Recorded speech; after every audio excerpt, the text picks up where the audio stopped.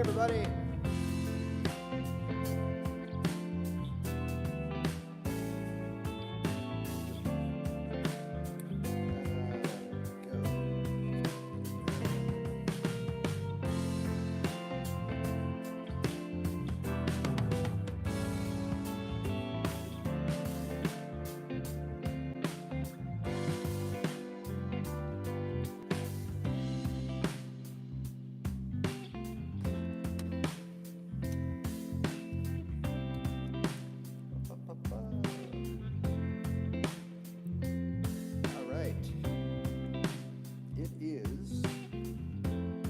Tuesday, so it's beginner's day.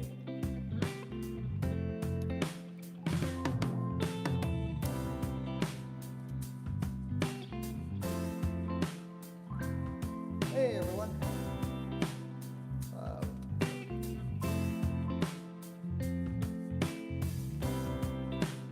Oh, there we go.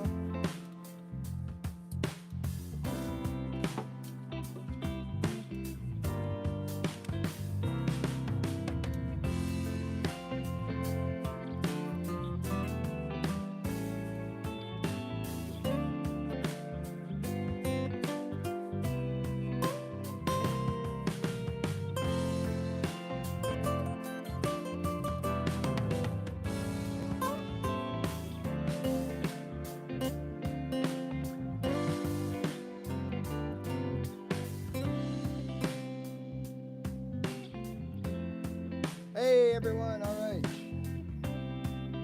I think this is the second to last Beginners Tuesday guitar show for the summer. We're going to continue on Thursdays though, and it'll become kind of a anything goes show, but we'll always have an emphasis on, you know, learning new and upper beginner to intermediate type stuff. But we'll always have time for the beginners, right? Because without beginners, well, we got no new guitar players. So, rest assured, we're not forgetting about the early guitar or the new journey guitar players. It's just the summer, everything, you know, is different. Everybody's got things to do, people to see, places to go. Don't want to hang around looking at my old mug and... All right.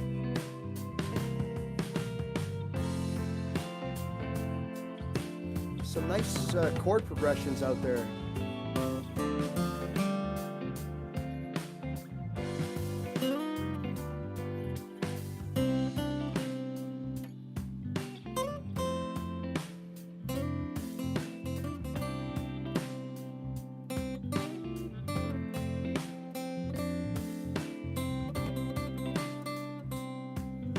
Right, remember, it doesn't have to be fancy, right?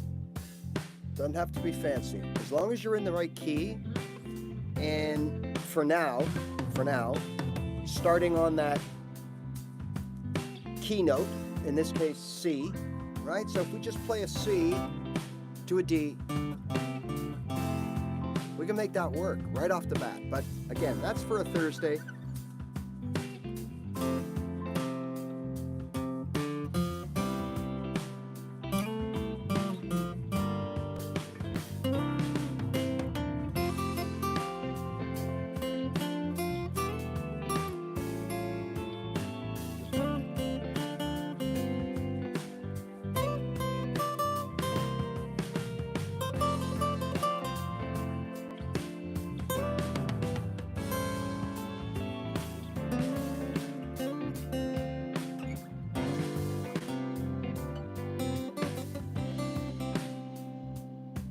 Always forget this one here. Such a nice C. Right in the middle, easy to play. Comes in with this one.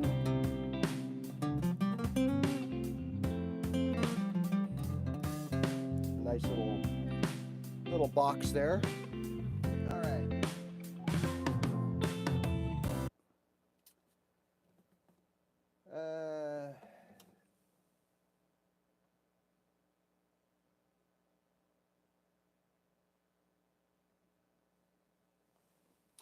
Do I ever play any food music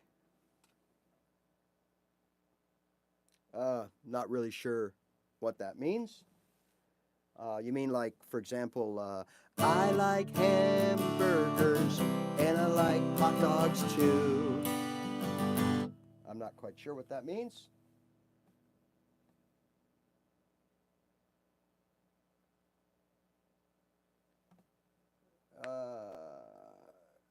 Good afternoon, everybody. Jeff, David, not playing covers in these shows because it trips the copyright, especially that song. I've played that song here, or not that song, John Denver songs.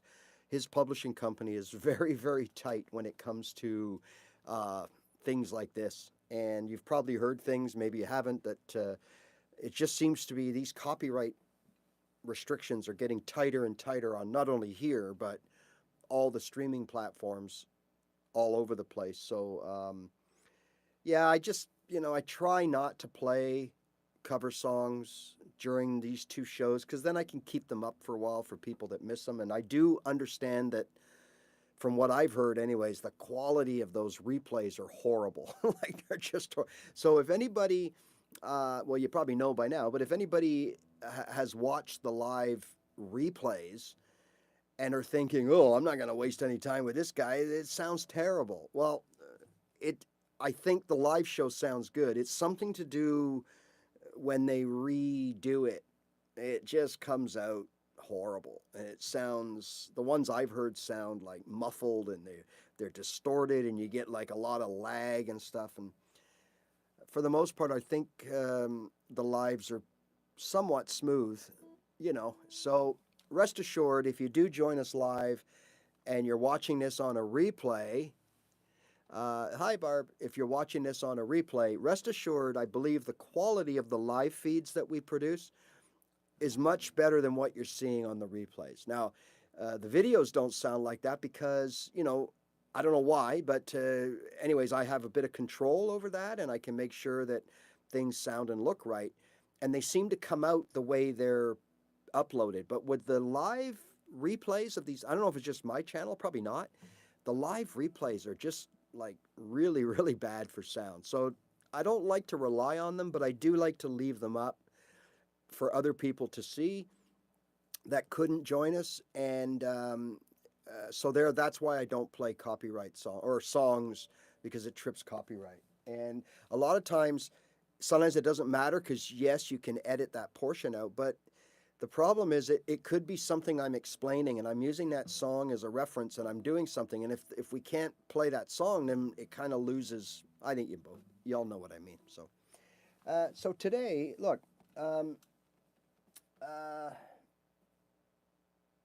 hello from the UK.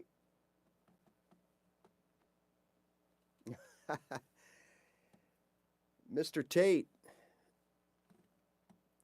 sounds like you're going through a rough patch for the last couple of weeks or so, or as you mentioned. So hope everything has worked out on your end. So today, what I really wanted to do was, seeing as we're coming down the home stretch for the beginner shows, and remember, they're not going away, just the Tuesdays for the summer. Thursdays will still be here, and we will bring the beginner stuff over there as well. So we're not abandoning beginners. Thursday is usually for upper stuff, and Tuesdays was beginner stuff. Well, again, with summer, everybody has things, they're out and about, everybody has other things to do. I myself have, I'm out and about more as well. So I thought we'd go to the one show where last year we took the summer off, and I don't know, I kind of think I kind of missed doing it. So even though I still logged in, it wasn't anything structured, like I would pop up here and there, and definitely more than once a week. It's just that it wasn't structured, so you couldn't, you had nothing to rely on. But so this year, after next week, so Tuesday will be the last guitar beginner show, but Thursday is going to stay the same, okay? And we're going to bring it's going to be a free-for-all over there. So beginners and more, right? So look, we're going to start off with a little bit of a lecture to help, because some of you won't be here next week, whatever, to send you into the summer, right? Look, let's recap a few things here. about what we're doing, okay, and where we're going to go. And what I got to tell you is probably going to be very useful. Now, it's nothing new that I haven't mentioned many, many times, but today we're going to really bring it home, okay, as far as this goes. And the first before we go anywhere, I just want to let you know that you're starting out, you've been at it a few months or a few weeks or maybe even a year noodling around. Okay, you've already figured out by now that this is not an easy thing. Now, I could sugarcoat it, pat you on the back and all that, right? But, the reality is learning to play anything but the guitar is very difficult, okay? But the beauty of this is that because it's something that you're hopefully and will need to be passionate about doing and dedicated to doing it, what happens is we go through all this kind of, I'm just going to use the word pain. I don't necessarily mean physical pain, because even though our fingers do hurt, but we go through all this anguish and frustration and, self-doubt.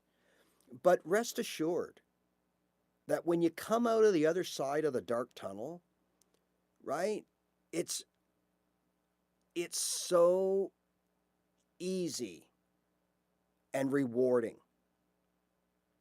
Okay? So, hey, I don't know, I guess you just joined us there, Justin. But I don't play covers during these shows because it trips the copyright. And I like to keep these videos up and around so other people can see it, even though they're not as good quality on the the replay. And especially that artist you're talking about, along with John Denver, anything by the Eagles, there's a whole bunch of them now that are so tight with copyright. And then I have to go back and take out the area of the video, and a lot of times I'm explaining things over top of the song, and I just can't do it, okay?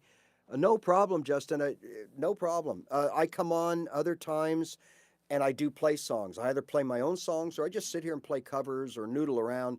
But on Tuesdays and Thursdays, it's kind of a structured show, and again, I like to keep that in the archive so people can see not only what they missed if they can't make it live, but also in general to promote the channel, right? So I hope you understand. Thanks for that.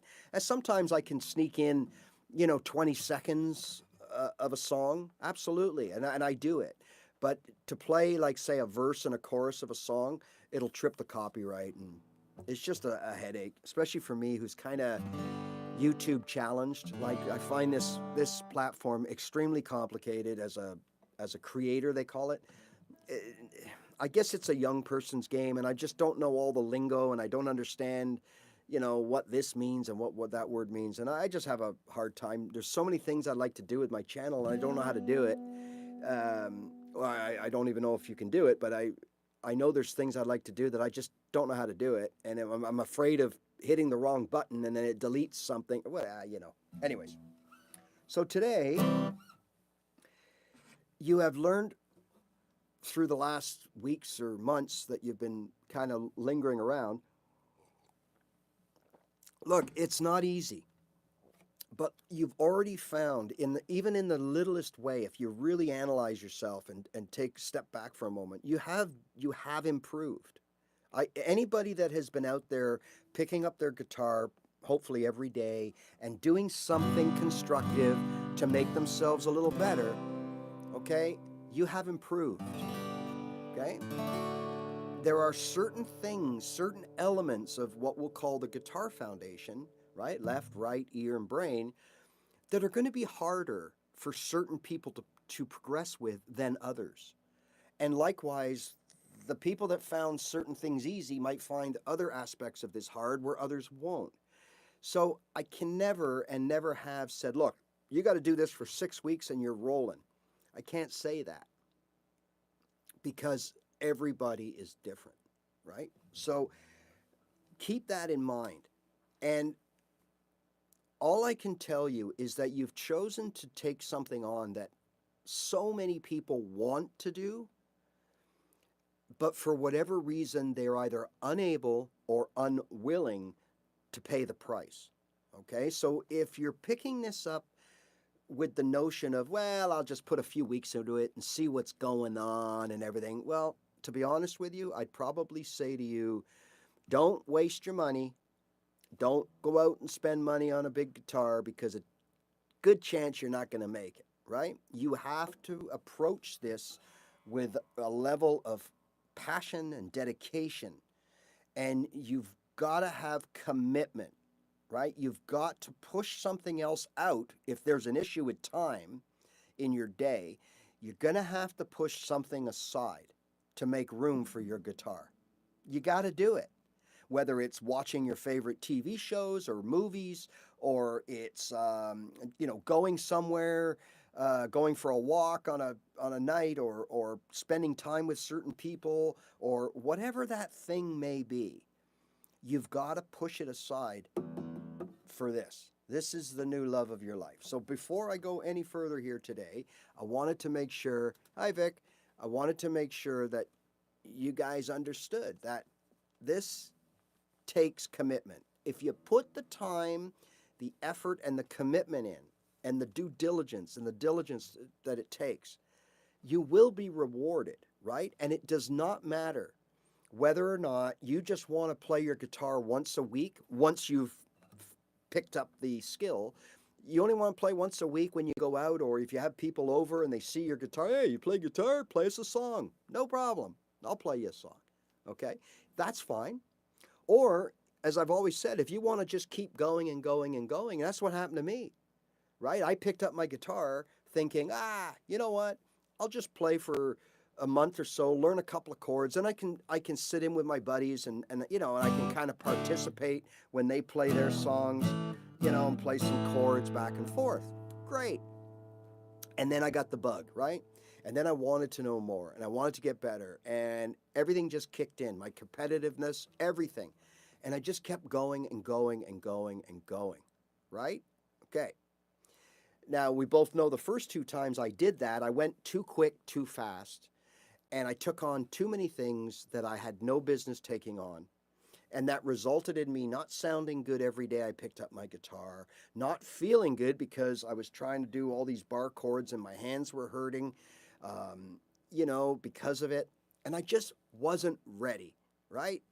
But I soldiered on, and eventually it caused me to quit. So don't do what I did, right? Do what I did the third time I started to teach myself guitar. And that is, keep it simple, right? I tell you this every week because unfortunately, some of you, it's very repetitive, but others, there's new people joining us every week. And keep it simple.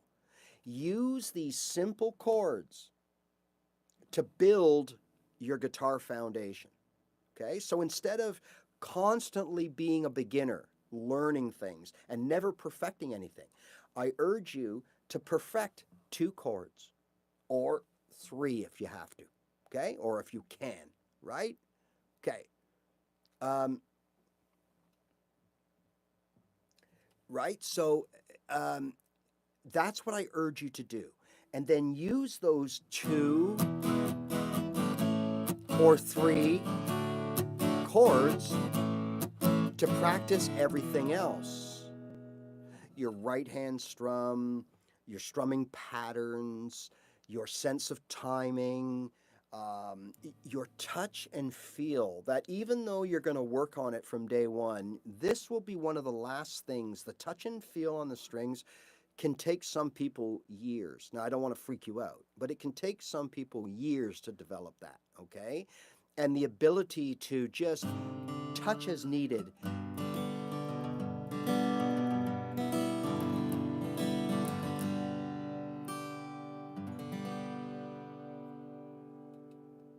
Okay, I'll get to that in a second. I'm glad you asked it because it's kind of following exactly where I'm going with this, in that it can take you years to develop a nice, fine, easy touch with your right hand. But in the meantime, it doesn't mean you're going to sound bad. It just means that you're going to sound a little harsh, okay? And that's okay. It's okay. We can figure that out, right? But that touch will come. Now, another thing that happens as we are going through our journey, whether it's open chords or even for people at the next level, right? They find that their chords don't sound right. They're not sounding good. You're not sounding good. Now, someone just threw in about fret buzz. Well, fret buzz is usually, it's a term that we say when you actually, you misfret a note or a chord, and you end up getting like a weird buzzy sound. Like if we fret on top of the wire or, okay? What I think you're actually, if you're talking about bar chords, there's a couple of things that happen, right, with the bar chords. Is one, yes, we can get a fret buzz if we fret too close to the bar or to the fret, okay? So usually when you're fretting, you want to be as close to possible to that bar or to that fret as possible, okay? But there's a fine line between too close and possibly running into a buzz, okay? I personally think the noise you might be talking about is improperly muting of open strings. That's usually, we talked about this on Thursday. Well, so we'll just go over it briefly. That's just where it just sounds to me that when you play a bar chord and you get those two strings or three at the bottom that don't make sense, right? Yeah, ideally, when you play any note or chord, right, you want to be as close to the fret marker as possible without being on it, okay? So you can sometimes, like here, I'm right on that fret right there. I'm right covering it. But I'm not getting I'm getting a bit of a buzz, but it's still ringing out as really like a chord. But yeah, you want to be just so, you know, if there's the line there, you want to be like right here. You see how you can just see it coming out of my finger? And that's just, again, my personal preference, okay? You might get a better sounding chord showing a little more, being closer to the middle. And the same thing happens with your notes. When you fret your notes, okay, a lot of times, if we fret right on the dot, there's a G right on the dot. Now, if I was to turn on my tuner, now you're not going to be able to see this, but if I turned on my tuner, okay, and I'm right in the middle, I'm showing that my G is perfect. Like I got a green bar on each side of the G, right? Okay. Now, if I move that to the fret wire more, now I'm one bar sharp and the other bar has gone away. Okay? So even though that, to be honest, that with our ears and everything, that's not even noticeable. It really isn't. I mean, you'd have to be a real audiophile to be able to determine that. But it just does change the pitch that much, because remember, as we go up our guitar, we get higher because the strings are shorter, the pitch is higher. That's why mandolins and violins are wee wee wee wee, because their strings are only this long, you know? So and on the other end of it, that's why the bass is boom boom boom, because the strings are this long, right? So it's you know, that's the way it is. So what we find out is, and if you watch guitar players, you'll find everybody's different, because maybe he wants or she wants that tone from that A note to be there, or even back here. Now, you can't hear that because I can't hear the difference, but there's a difference on my tuner of one bar. So when I play the A note closer to this fret, up here, or down there, there's a bit of buzz right there. That's what you're talking about. That's what you're talking about. And you'll notice that it tends to happen more on the thicker strings. You get the buzzier, like it's less forgiving on the thicker strings than it is the thinner strings. Like the thinner strings, you can pretty much play right on the fret like that, and you'll still get a ting, ting, ting. Where this one, you get the buzz. But anyways, so yeah, notes and chords. That's why you never see those people and they're working that last note to try to get a little bit of a something out of it, because there is some truth to that it does slightly change even in the slightest movements of your hand. But what you could be experiencing if you got that buzz in your bar chord is what's happening is you are having issues that a lot of people do with using this part of the bar, the fleshy part right here, in order to bar these strings at the top end of your bar chord, right? So what that means is if you just put your bar down and run down, here, see it? So these three here, beautiful. The fourth one, not so beautiful. The fifth one, ugh. Sixth one, okay, because I can back off and just put all my pressure there, right, as I strum down. But it's usually these two strings right here, if not three, that are affected. And that might be the sound you're talking about. So if I play a G bar chord that way, okay, and I just play the top, meaning the strings at the bottom of the guitar, this is what it's going to sound like. And that's not very nice. And that might be what you're talking about. And that's really, even though we could call it fret buzz, it's really the point is you're actually muting out the strings, you're not playing them. Okay? There's what they sound like when they're played versus when they're just muted. Okay?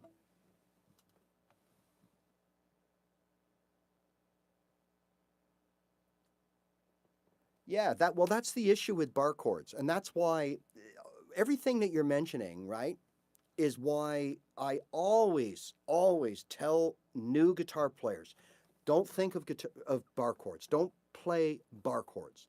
You will have plenty of time in your guitar life to master bar chords if you want to, but you don't need them, and you've got to be ready to play them. You've got to be ready mentally, and you got to be ready physically, because look, it's a tough thing to do, right? If I told you to go to a gym, okay, and put something between this thumb and this finger and go 1, 2, 3, 4 with some pressure and do sets like we would do curls or push-up or bench presses or whatever, the next day your whole back here will be hurting because you've got muscles in your hands that you don't even know exist, and they're very fragile muscles, right? And they take a while to build up.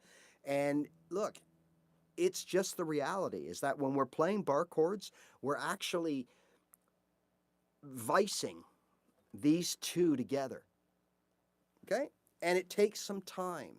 And yeah, as far as do we roll up our finger, I've seen that. I've seen people where they say, put your finger down and roll it in, or put your finger down and roll it out.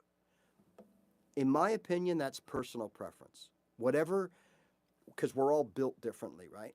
I generally go straight forward, but if I am going to tell you, I do cheat towards rolling to the outside on my bar finger. All right? So I think for you, part of the issue might be that you are not properly barring the whole chord like that, okay? And that's not easy to do. That's practice.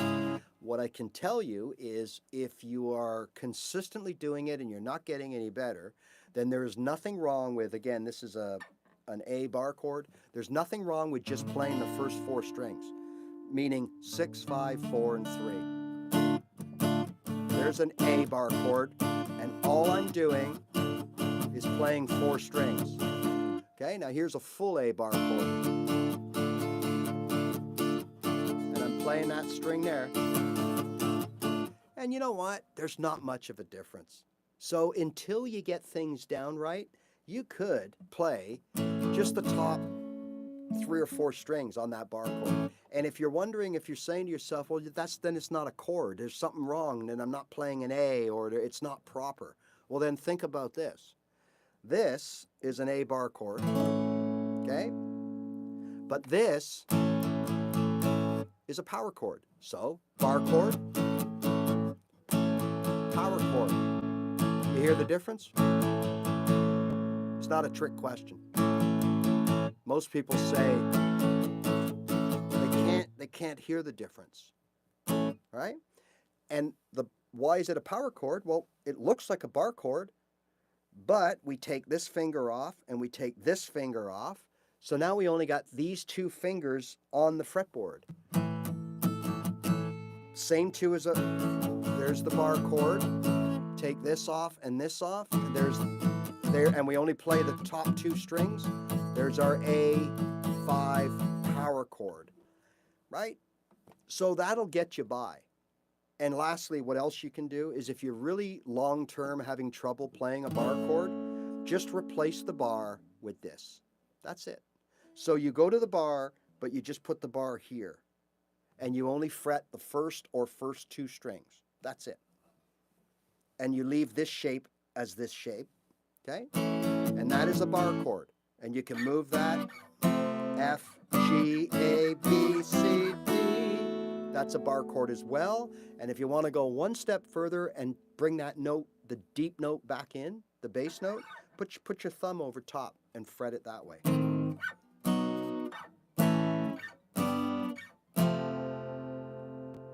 All right?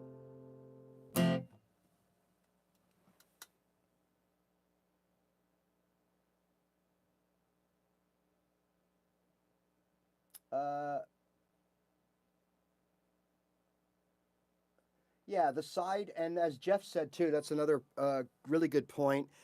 Sometimes you do everything right? You do everything perfect,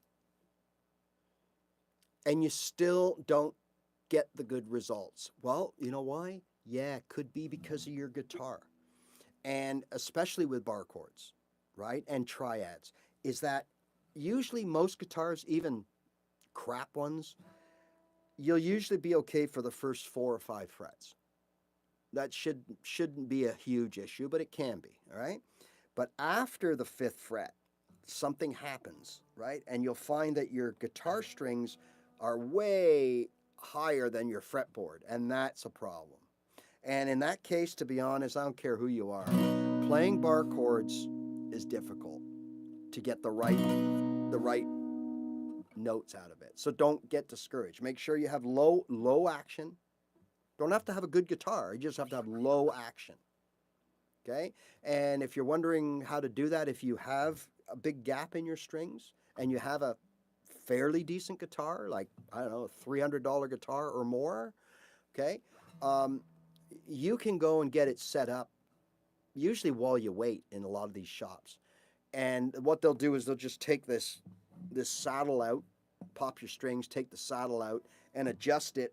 And they, yeah, I mean, there's other things. I'm not making it sound easy, but a good guitar person could set this up in no time while you wait, really. And then when you get it back, you'll have a much easier guitar to play. Like I'm due, I got to take mine in, right? So I think next week it's going in for a few days, and it's going to get the neck done, and you know, it's just what you got to do. It's like getting an overhaul on your car once in a while, right? Okay, so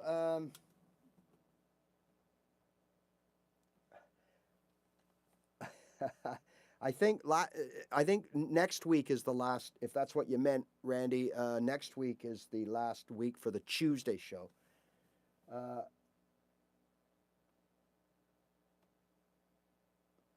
Cat named Dog. Only go up there. Oh yeah, but you go up there with a capo, right? So if you go up with a capo, that's a little different because if you have high action here and you slap, I think I've seen a version of Here Comes the Sun where it's like capo 7, right? So if you were to put a capo on 7, now look how flat these strings are. Oh, it's beautiful. The only issue with this is that the frets become really close together, so it's hard to get, especially that E shape, it's hard to get all the fingers crammed in without, like we talked about earlier, getting those fret buzzes, right? So be careful with that. But yeah, and I mean, look, you are up the guitar, but you're using the capo, so the strings are going to be flatter, right? So even on the 5th fret, you'll be fine, okay? And sometimes I put a capo on 2 just to noodle around down here or up here. Again, and it just makes everything easier to play. And right now my guitar needs work, so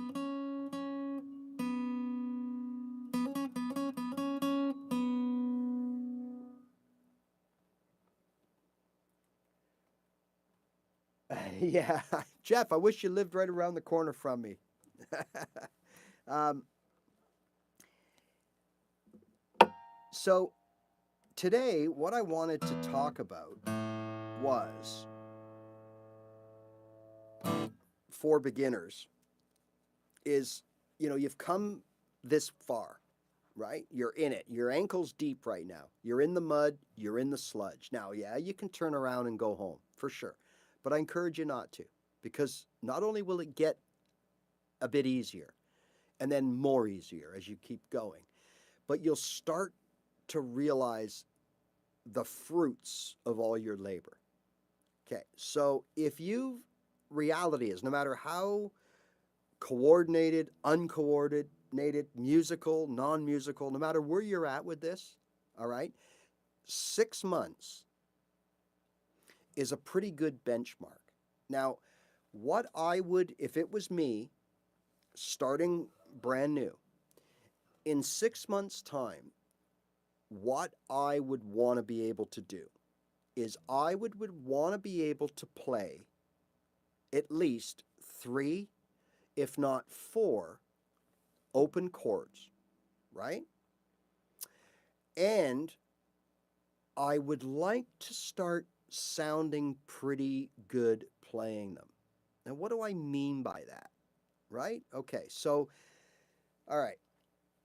What we can do, or what we don't realize we can do, because we think as early guitar players that in order to sound like the pros, in order to sound like the people we watch the videos on, or learn from, or watch as entertainment purposes, or whatever, we seem to think maybe that they have a certain technique that they're using that we don't know about, right? Because all of their, the chords sound smooth, and their changes are perfect all the time. And more importantly, everything seems to be the same, right? Unless they decide they want to ramp it up or bring it down. Other than that, it's like everything is like you don't get a lot of like there's none of that going on for the most part, right? Okay. Why is that? And what is that? What are they doing that I'm not, or I can't? Right? Right? Okay, what are they doing? Well, it's not a case of them doing something specific. But what it is they have really good command and control of their right hand. All right? Now, I can't say this enough, but it is all, capital A, L, L, all about, at this level, the right hand. Okay?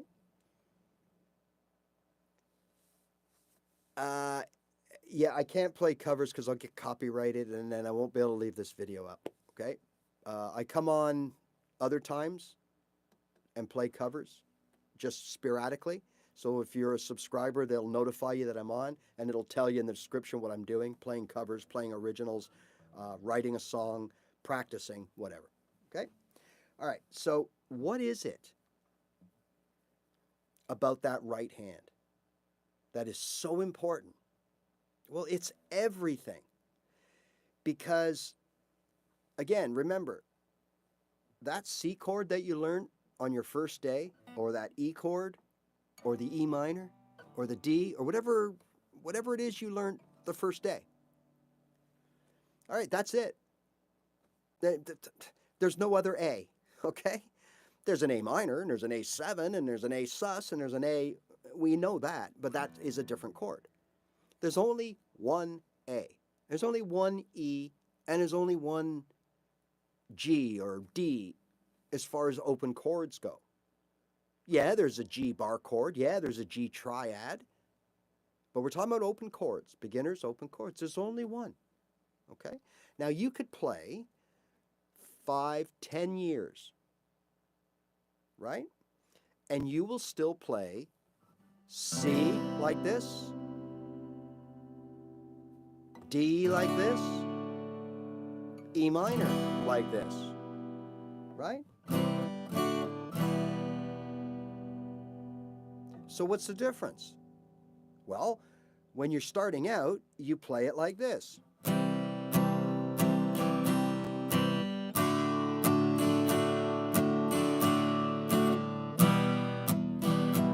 Now, I'm assuming it's coming to you the way it's in my ear, which is pretty bold, pretty heavy-handed, okay? Slow, methodical, not bad, not terrible, but just blah. There you go. There's your food, whacked on the plate, okay? Instead of taking time and making sure that that looks nice on the plate, moving this and a little bit of sauce, and so that when you look at it, you go, ooh, that looks so nice, right? So that's the difference here. So what the pro guy, we'll call them pro, means people that are good, okay? What they're doing is when they're playing those chords,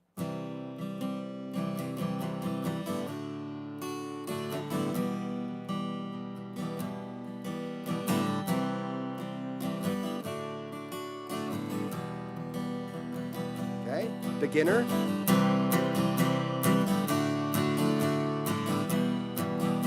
it's okay, it's getting musical, but here's the good guy.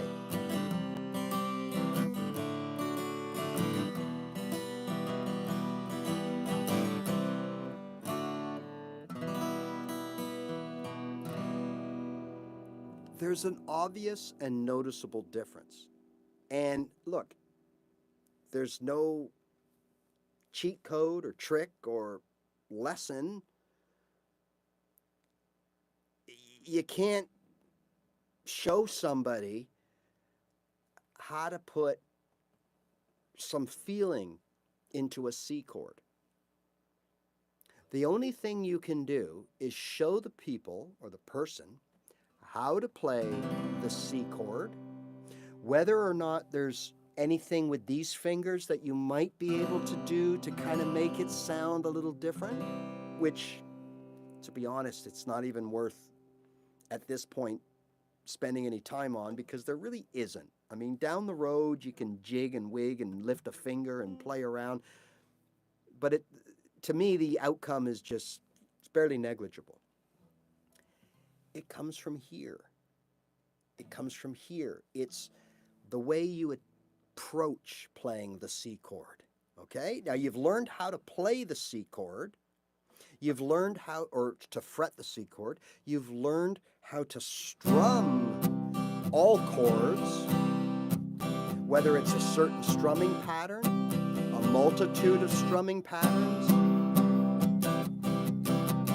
I can show you 6 different strumming patterns. You can go on Google and get 106 different strumming patterns, I suppose, right?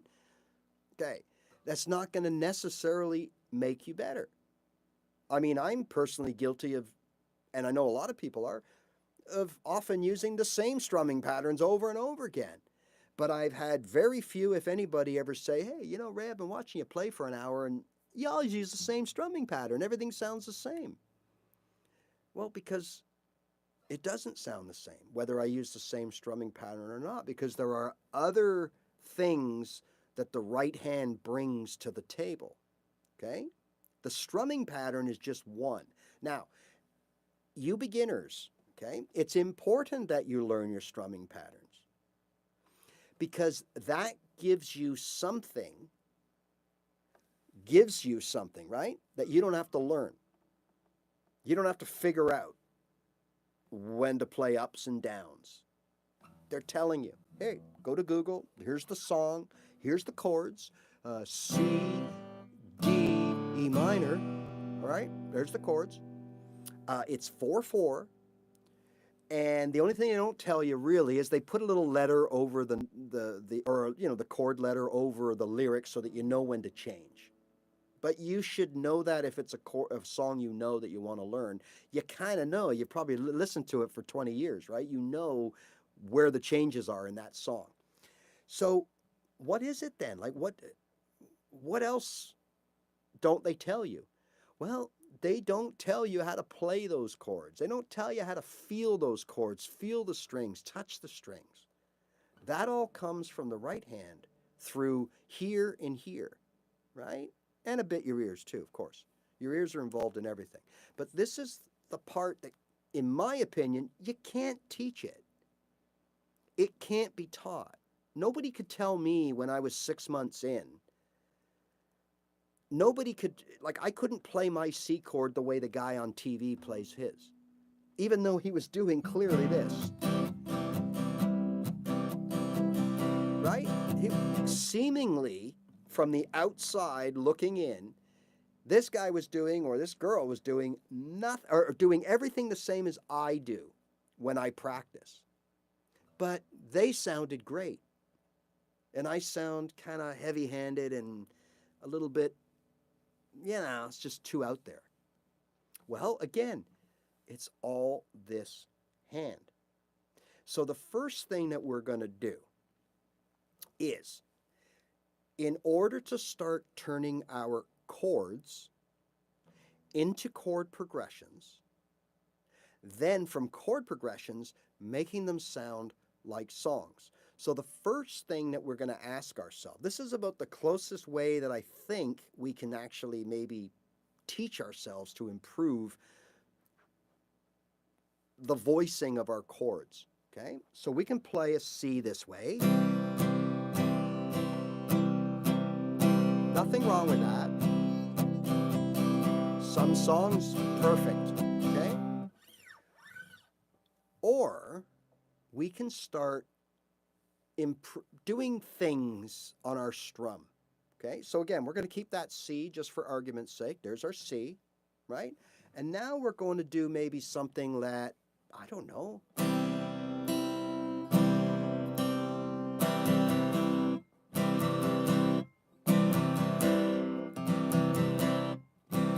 We're going to start strumming it differently. All downs. Control. Lighten up on the strings. You hear me getting lighter and lighter? To the point where I'm only just feathering over the strings. Now here's what I would normally be strumming like. Now I'm strumming like this. Oh, that's kind of nice. Now when we switch to, say, a D, you want to keep that up. It's so easy to start digging in again. You want to just keep that up. Nice. Now we go to the E minor. C, D.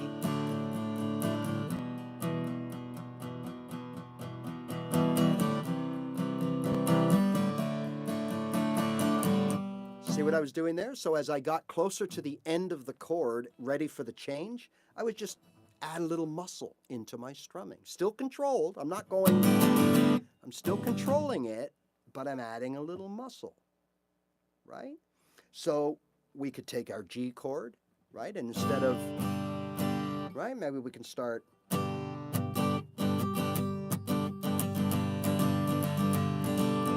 Let's zero in on just these 3 strings or 2 strings, right? You're playing the whole chord right here. You're fretting the whole chord, but doesn't mean we have to play the whole chord. So here's other things that help your chords sound a little better or different, right? So now I got a G chord, but I'm only playing the first 2 strings. Even if I go up and down. Down, down, down, up, up, down, down, down, up, up, Now, without moving my left hand, let's play the chord from the high strings. I haven't moved my left hand. Notice the difference. Back to the top.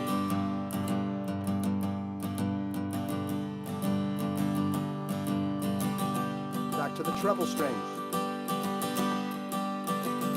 I'm really only playing the bottom 3, or the top 3, strings 1, 2, and 3.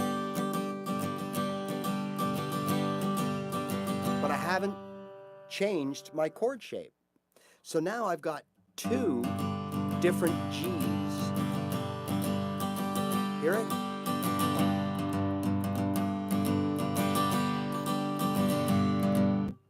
Okay? So that's a little thing that we can do with... Oh, that's up to you, Barb.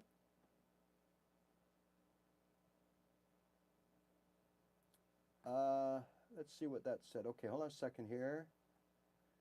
I played or strummed a G chord with open A string. My teacher said never do that again. You strummed a G chord with an open A string. Open. Yeah, so now you're not playing a G chord. That's probably what they meant. You are playing a G chord, but you're not playing a G major chord. In order to play a G major chord, you need to play three notes: G, B, and D. So, again, correct me if I'm wrong here in misinterpreting what you're saying, but there's my G chord, right? And I'm playing a G right here. Now, the A string that you're leaving open, right?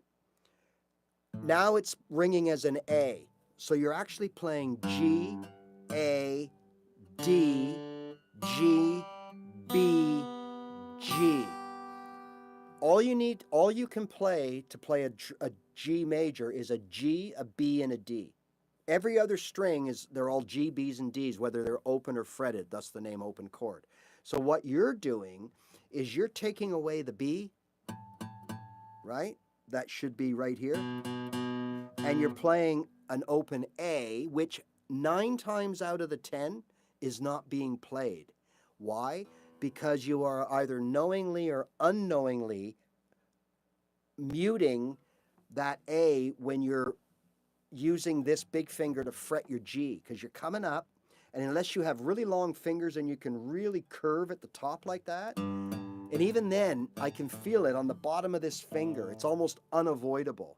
So a lot of people just say, heck with it. I'll play it like this. And they just flatten their finger over that A anyway, so it doesn't ring out. So I'm not sure, I think he was being a little dramatic, okay? What you're actually playing when you do that, I'm going to say it's a G6 chord. Okay, I'm only guessing because I'm not a big chord theory genius or nothing. I know my way around, but I don't get hyped up about it because it's something that can take a lot of your time and you never really have to worry about it or use it. But I think you're playing a G6 chord, right?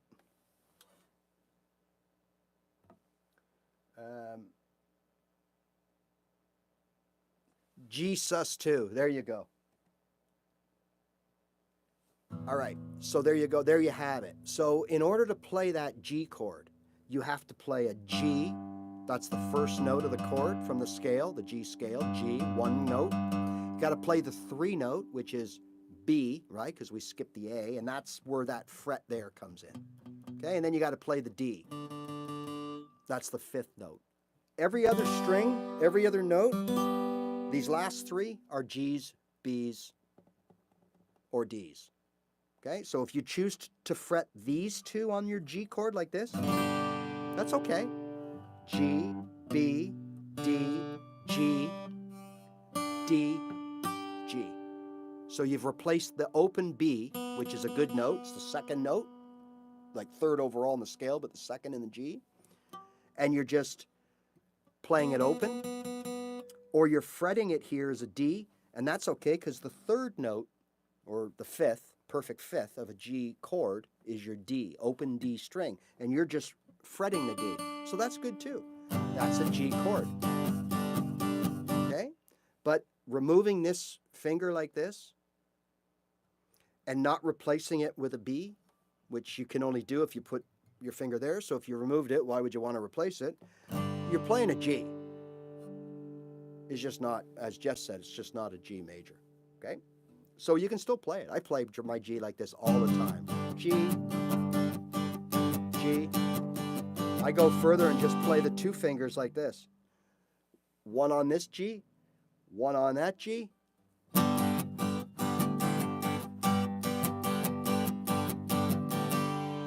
So I play like that all the time. Okay? So don't worry about that.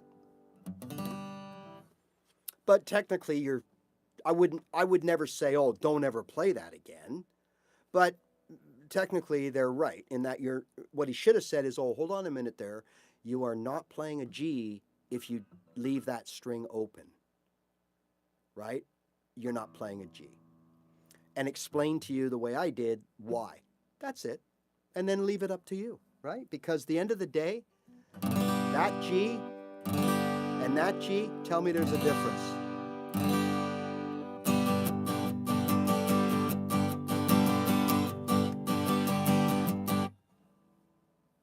Okay? See, and this is an example to me. Like, okay, these are all reasons why I crashed and burned. Not that particular reason, but it's one of those things that I was so caught up my first 2 times trying to teach myself how to play guitar. I was so caught up on everything having to be absolutely book perfect. If the book said this, I had to do it. And it took me, well, the 3rd year, right? Because I played for a year, quit, went back for a year, quit. And when I went back, this is the stuff that I just, like, there'd be no more of this, okay? Where my finger has to be on this. If it sounds good here, then it's good, right? Now, if you want to test it out, like this is a perfect example. If you want to test this out and go, okay, G, G. Played 2 ways. So once I did that, in fact, I did it on a D, right? I lifted this finger and I couldn't tell the difference on my D. Oh, there's a difference, but I couldn't tell. And then I realized G was the same. Okay, now when you do that on a C, hear it? You hear it right away. There's a C. There's a C without that diddly-do here, which I believe is a C7. No, C major 7, I believe. Okay, but it's a noticeable difference. It's like haunting. Now you put your finger there and you got light, bright and easy G string, or C string, or C chord, right? Now you take it off, and you got this gloomy, eerie kind of chord. That makes a difference. This, no difference whatsoever. Okay? And there's a lot of examples of that in different chords. And it's up to you to decide, is this worth my time? Is this worth my aggravation to figure it out and learn it and to realize that, well, I may be technically doing something perfect if someone's watching and grading me. Music-wise, I'm going to sound the same. So I'm going to do it the way I feel strong, confident, and good about doing it. That's just another little example of the hundreds, if not thousands, that are out there on not only guitar, but learning anything. We learn by the book, and there's a reason we do. But that gets us to a point where we can now start using our own, oh, I get it. And I always use that analogy for those of you follow all the time about driving. When you learn to drive a car, right? And they get on the steering wheel, 10 to 2, and you got to drive like this. And in your test, you got to drive like this. And your driving instructor, you got to drive like this. A couple of months after you're driving like this. You got your hand here, you got one hand on the side, you got a hand out the window and one over here, and you still get the job done, right? All right.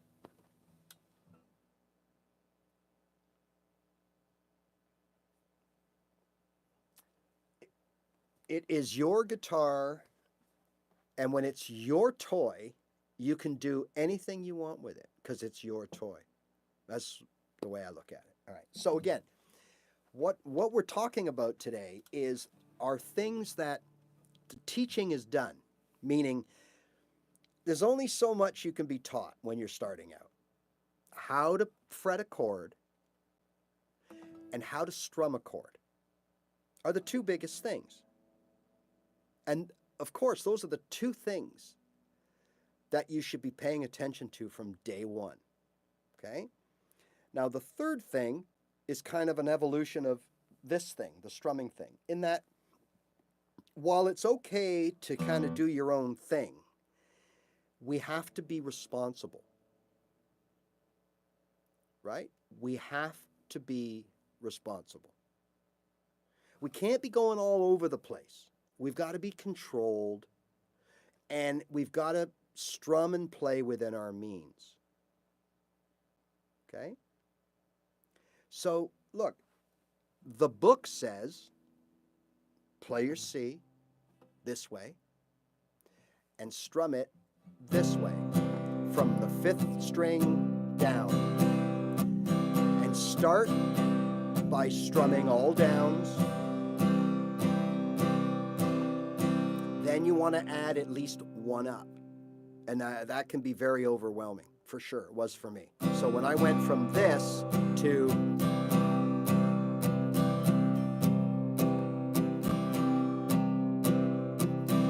just that one there. 1, 2, 3, 4, and 1, 2, 3, 4, and 1, 2, 3, 4. Man, that threw me for a loop, especially because remember, we're dealing with senses, right? We're dealing with ears, eyes, brain, touch, feel. So all of a sudden, we're listening to music and we're strumming along. Oh my God, now I'm listening to something, so I'm not completely focused on what I'm doing. I'm listening, and now, oh my God, I'm supposed to do it up. Oh, when am I going to do that up? Oh, geez, okay, I got to think about it. Okay, there's my up. Okay. I know it sounds, but I'm sure all of you can relate at some point, if you can remember back then, is that it's so hard to do the newest, different thing, as simple as that ends up being. Because again, we are locked in a sense of fear, survival, panic, self-doubt, just racking at us every day that we shouldn't be playing this instrument. So every day we got to overcome those emotions, right? And those feelings. So again, at first, we learn how to fret, and we learn how to strum. And we learn how to implement a strumming pattern, like 1, 2, 3, and 4. 3 and 4, and 1 and 2, 3, 4 and 1 and 2, 4 and 1 and 2. Or it could be down, down, down, down, up, up, up, down, up, down, up, down, down, down, down, up, up. And remember, they tell us change on the down.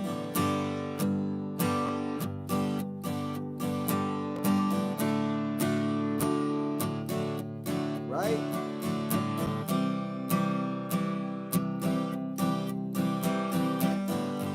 What they don't tell you, or what they don't really mention in this part of it, is that you can also strum on the up. You can change on the up.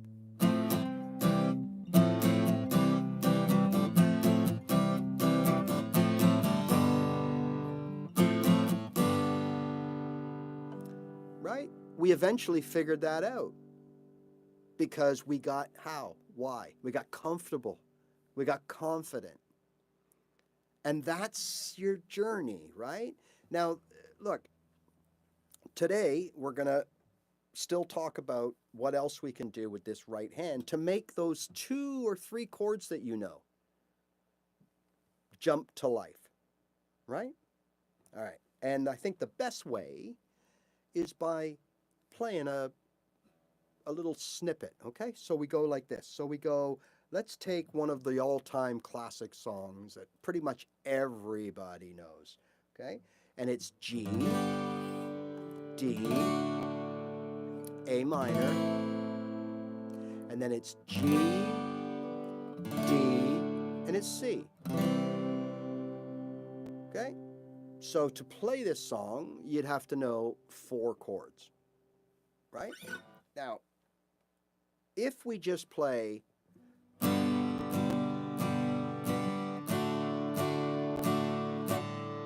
nothing wrong with it.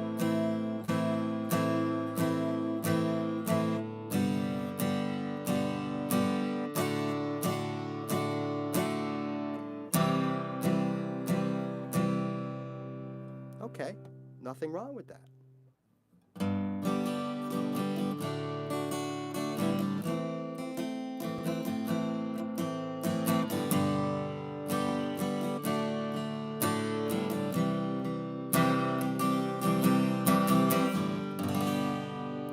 So to answer Barb's question, do you play the verse louder than the chorus?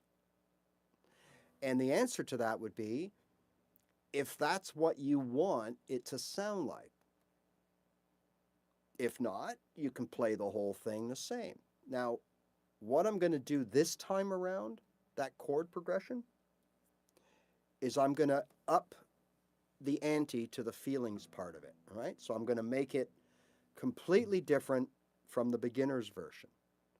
And what I'm going to do is, you kind of heard at the end there, is when I come around to that G, I'm going to play that G, and I'm going to let it ring out. Na, na, na, then I'm going to arpeggiate,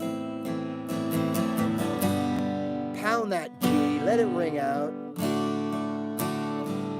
and then end nice and subtly on the C.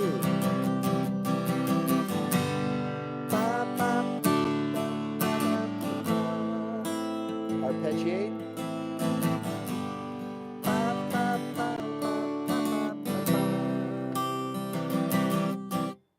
Now, is there a lesson for that?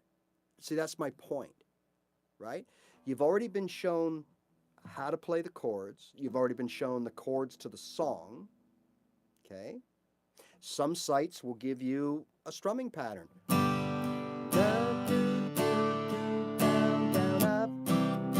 Let's see. Down, down, down, down, down, up, down. Like whatever, however that works out, right? If you want to take the time to go through it, you'll find that the strumming pattern, yeah, it gets you through. And in some cases, that strumming pattern that you learn when you Google your song you want to learn, that's the strumming pattern you'll use for the next 20 years. And in other cases, it's just until you get better. It's just until your ears improve, your overall skill level improves, but more importantly, you develop a sense of confidence and comfort that anything you do is going to sound right because you're confident, right?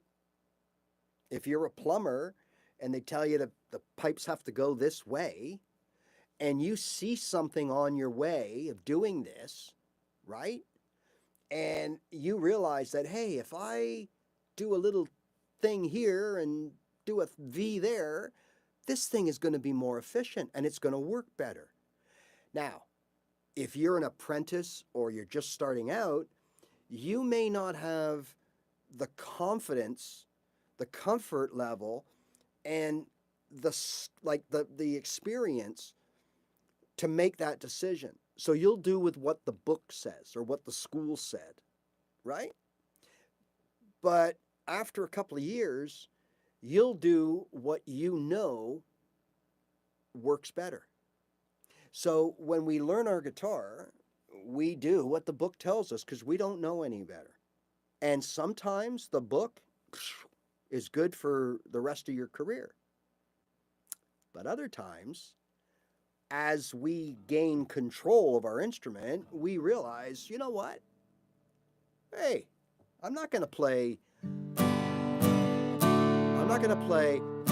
2, 1, 2, 3, 4, 1, 2, 3, 4, 1, 2, 3, 4. I'm going to play 1, 2, 3, 4, 5, 6, 1, 2, 3, 4, 1, 2, 3, 4, 1. Why? Because we think that sounds better. And we have now the confidence and the experience to make it sound better or just as good. What we can't control is somebody who disagrees with us and says, hey, you should be blah, blah. Hey, cool. That's why there's chocolate and that's why there's vanilla. Thanks for your input, right?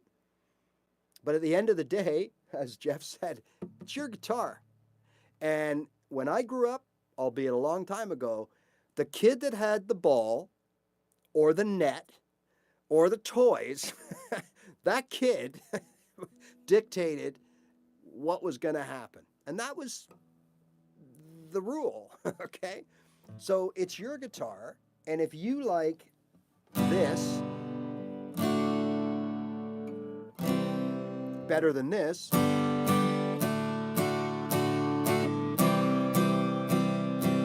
then so be it. And again, I happen to think less is more. We've talked about that many times. Even with playing notes and solos. I mean, you can all you want, but sometimes you just need a ding, ding, ding, ding, ding, ding, ding. And that'll go better than right?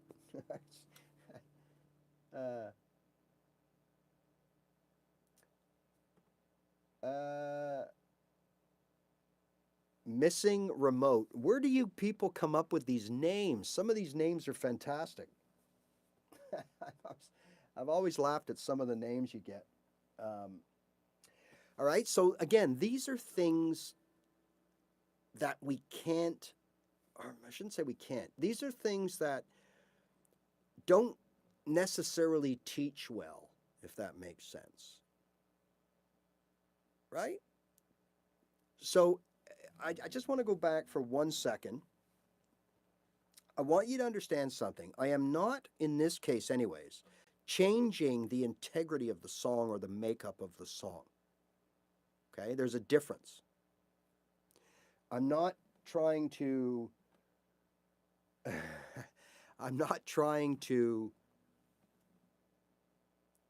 super sidewinder. I'm not trying to change the makeup of the song. In fact, I'm staying in the original time of the song. All I'm doing is choosing where to play my strums. So if the song said 1, 2, change, 2, 3, 4, change, and then go 8, well, I'm doing the same thing. I'm just not playing all of them. So I'm playing 1, letting 2 ring out. 1, 2, 3, 4. 1, 2, 3, 4. 1, 2, 3, 4, 1. So I'm doing the same as 1, 2, 1, 2, 3. I'm doing the same thing. I'm only playing, okay? So that's the first thing that we can start to try to make ourselves sound better. But before we do that, I urge you to try sticking with, like, we don't want to get away from too quick, right, from the book per se. So let's try this on our chords. Instead of, right, so let's try playing that G differently. Let's try something like, like we talked about earlier. Let's do like a...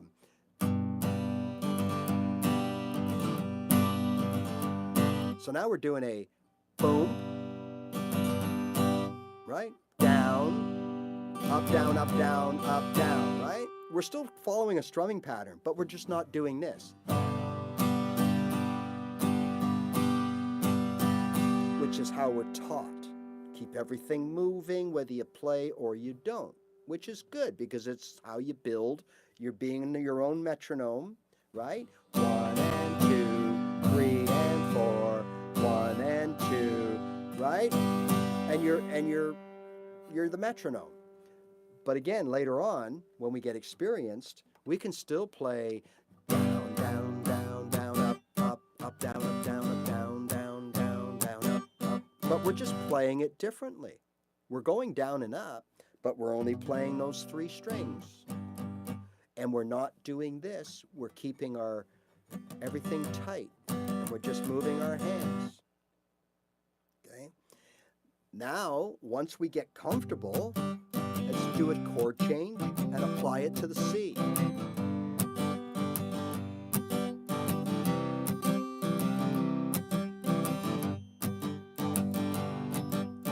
And all of a sudden, we have a different sounding G, C. So instead of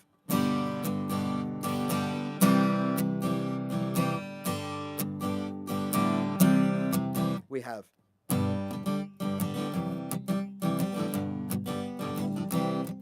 or we have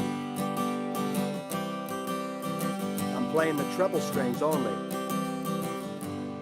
So there's like just there alone, there's so many ways if we only play certain beats and we play them differently and we only play certain parts of the chord. There's like 3 different ways that we can make our G, C, D or A, E, D or whatever D, A, G, we can make them sound better right off the bat, right? Then we got techniques that we can use, again, with our right hand, not our left hand. Our left hand is, once we learn how to fret those chords, man, that's it. You're pretty much done. The rest of your life, you're done. Unless, of course, you choose to get into, you know, higher more and more techniques, okay? So then you're going to find out that, like I did, that all of a sudden, you know what? I'm going to change the way I play my G. I'm going to change it to the back fingers instead of this. It's the same chord. It's fretting the same 3 notes, but I'm just doing it differently. And you're going to find out that, you know what? I'm not going to play my 3 fingers like that in a row for the A, okay? I'm going to play it like this, like a little D shape. Same 3, but for whatever reason, you find that that's easy, maybe, to go to different chords. I don't know. I've never really played my A this way, and then some people do it the other way. They do it like this, I think. They put this finger in the back. There's an A. As long as you fret those 3 strings in the same fret, you're playing an A, right? And you play the 5 strings, you're good to go. It just comes down to comfort and practicality. Should also say voicing. Like if it changes the voicing and you like it, then you would play it that way. But for the most part, the reason you change the way you play a chord is really more for things that go on before and after that chord, not during the chord. So what I mean by that is, by changing to this A here, I just found that helped me transition from this position to, say, a B minor, right? My finger was already here, or to an A minor, like little things like that. But more importantly, it frees up these 3 fingers. For now, you don't need them as beginners or advanced beginners because you're not going to do anything with those fingers. But down the road, you're going to be using these fingers to play these notes right here.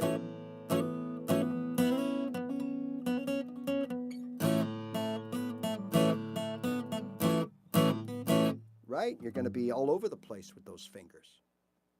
But for now, you're just going to play your chord that way, and you don't know why, right? You're going, oh, I'm going to switch here. You don't know why, but you will.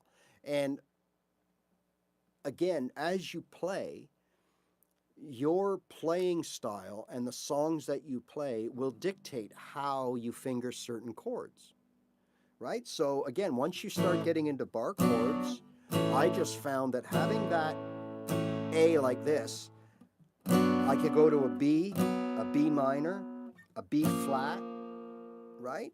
Now, if I'm playing my G this way, same thing. I got this finger open, so I can use, if I want to get like a G7 going on down here on that F sharp, or even on, sometimes I'll play that C note with my G, because G and C always play good together. So I can do that with that open. Or I want to go from a G to a bar chord. My finger is open, right? But you don't have to. It's just something that you evolve to as you play and you figure things out. Now, the book doesn't tell you that. So when you first learn from the book, it tells you to play the G this way, the A this way, right? But you figure it out and you supersede the book. You overrule the book, right? Um, yeah, have fun cooking, Jeff. 1, 2, 3, 4, 1. 1, 2, 3, 4, 1. Yeah, I mean, look, these are things that come from sitting there strumming night after night. That's why we like to use songs. Because when you learn songs, the basic version of songs, 3-chord version of songs to start out, even though the song may not sound exactly or whatever, at least it's an outline and it's a recognition of a song that we can now put our heads to and go, oh, wait a minute. Yeah. If I do this, it makes that part sound better. And that helps. If it's just a chord progression, like if we're just sitting there going,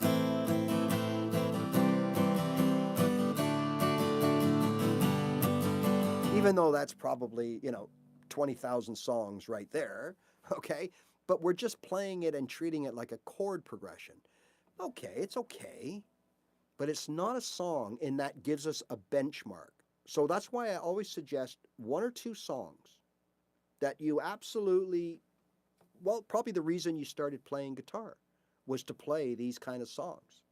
And if you use that song as your template, okay, now, the better that song starts to sound in the weeks and months coming, that means your technique is getting better. Your strumming's getting better. Your chord changes are smoother. Your fretting of the notes in the chord is getting better, more spot on. Everything is coming together to lift that from a C, a D, and a G to the first verse of a song. Okay? So, again, we're not changing what we do here. We're always going to play our C's, D's, and G's, and A's, and A minors, and E minors the same way. Okay? This is what we can change. This is what we can make better, stronger, faster. Not this.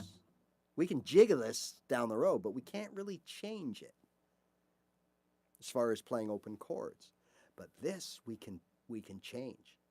So I took the approach, my 3rd time playing, is that I was going to stick to open chords and use this hand to manipulate the voicings of the open chords. Okay? And when the time came, then I was going to use, again, what I know to play other types of chords like triads. So I stepped right over the bar chords, okay? So anybody that knows me knows that's the reason I quit, not once but twice. I just could not get over the bar chords, and they really got into my head, and it hurt, and I just quit. So what I did with my bar chords, what I've told you to do, is there are 2 bar chords that I included in my open chord repertoire.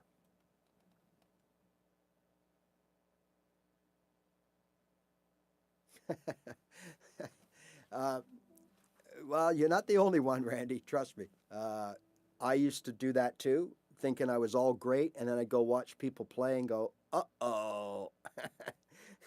I still got some work to do, Lucy. So what I always have recommend very quickly is the 2 bar chords that will help you grow your open chord song repertoire, as strange as that may sound, in order, B minor and F sharp minor. Those are the 2. Okay? And as you saw from a video I released, I think a couple of weeks ago, we can also use our knowledge of being able to nail the B minor without looking, or the F sharp minor. We can use that as a prelude to having to play a C sharp minor or a G sharp minor. Okay? So in other words, if we can land this, then we should be able to land this. It's the same chord. We're just starting it at a different place on the fretboard, as is the case with the F sharp minor. Whether I play it here or I play it here.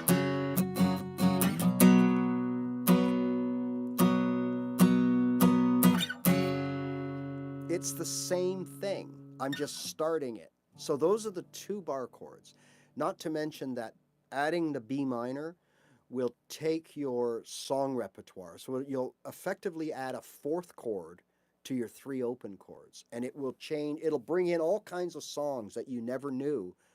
Oh, they use that's the B, that's the sound on that song. It's a B minor, guaranteed. Okay, and the F sharp minor, especially for those of you that play in E, A, or D, it's going to be a big chord that's going to come up all the time, right?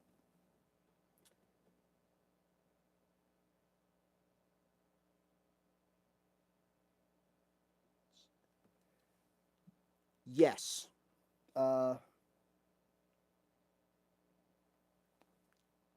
June thrasher? Okay. Yeah, essentially you're right. Okay. So remember, there is a caveat to that. So your question is, we can play any chords in any order. Yes and no. That's why we have keys. Okay. We can play any chord in any order within a key. Okay. If we don't follow that rule, we can still play any key, any chord in any order, but they just might not sound very good. Because keys, right, are a neighborhood. And in the neighborhood, there are houses. Those are the chords. And all of those houses in that neighborhood play well together. All of the people, the notes in the houses, the notes in the chords, the people in the houses in that neighborhood of A, let's say, or C, let's use C, okay, C, they all play well together, okay? So now we know that. So that means that in the key of C, I can play in any order. Here are the 6 chords in the key of C. Well, there's more chords, but they're all derivatives of these chords, okay? So here's the 6 chords that we use in regular everyday music of all genres, other than jazz, because we use the diminished, which is the 7th chord, but we're only going to use the 6 chords. C, D minor, E minor, F, G, A minor. Now let's play them in any order, like you said.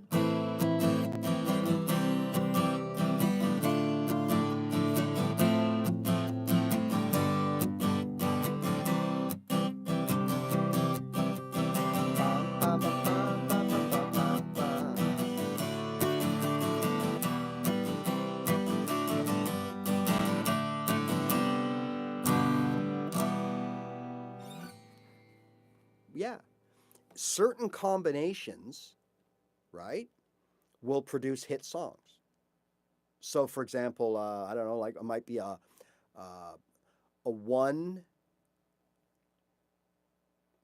6, 5, 4.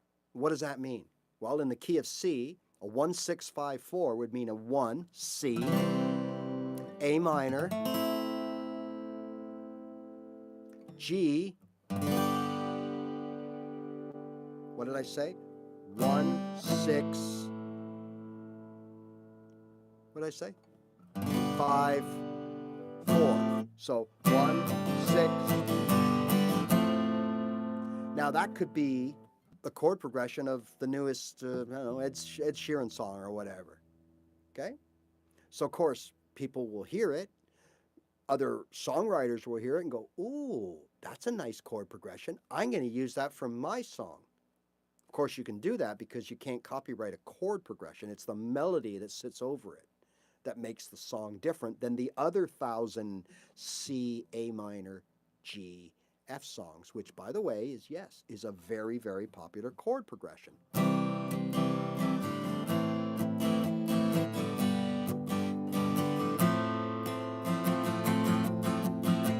Okay, so to answer your question, if I'm in the key, whatever key I'm in, G, now I can play A minor, B minor, C, D, E minor, F F sharp diminished. I can play those chords in any order because they're in the same key. So yes, you're right, kind of, right? Hi, JVI. How are you, buddy? All right.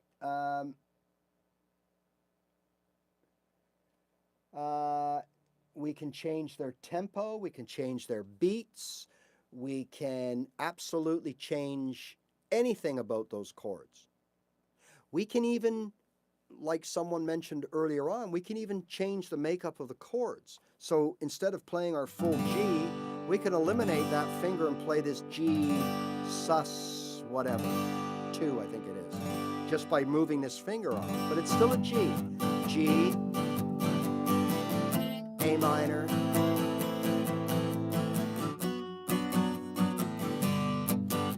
right? Okay. So yes, we can. We can change things like that, no problem. And again, and that's sort of my point, is that before we think that there's other things that we can learn to make our guitar playing better, no, we just have to learn to do more things with what we already know. And we usually, in fact, we do this by using our right hand. Now, we've only talked about some of the things. We've talked about changing the way we play the chords. So we don't play the whole 6 strings on the G, we only play here. Or we only play here. Okay? We can now also do something like palm mute. Okay? Now this is a biggie, and this is a huge one for me. And it's really just putting something down on the strings other than the pick. Right? So when we fret our G, you hear all those strings ring out. Still ringing. Still ringing. Still ringing, slightly, but still ringing, and now they've stopped. Some guitars will stop sooner than others, right? But we're not touching it, and it's still ringing out. It's called sustain, right? Keeps going. Okay, so what we can do is we can stop that at any time by using the palm of our hand. So instead of playing, I could play, gives it a whole different context, right?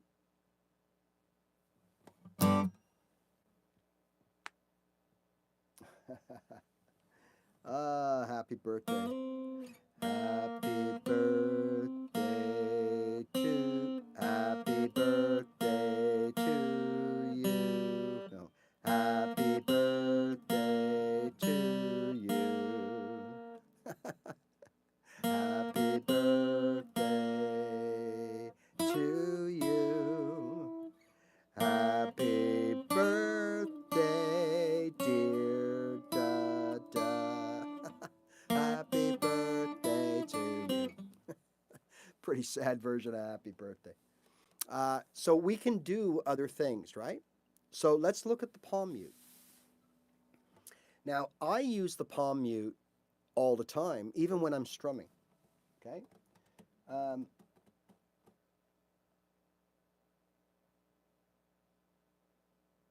How can we change scales in a progression? Okay, hold on a second. How can we change scales in a progression? How can we change scales? Not sure I'm understanding what you're saying.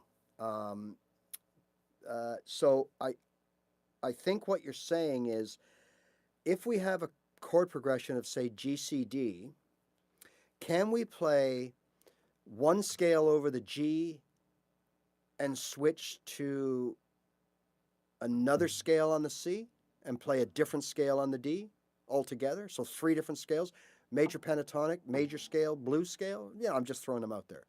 If that's what you're asking, then that's a little, it's kind of sound, well, I mean, you can do it. So what you would have to do is, as long as you work off of the keynote of the chord. So if you are playing G, C, and D, or somebody is playing that, and you want to solo over them, okay?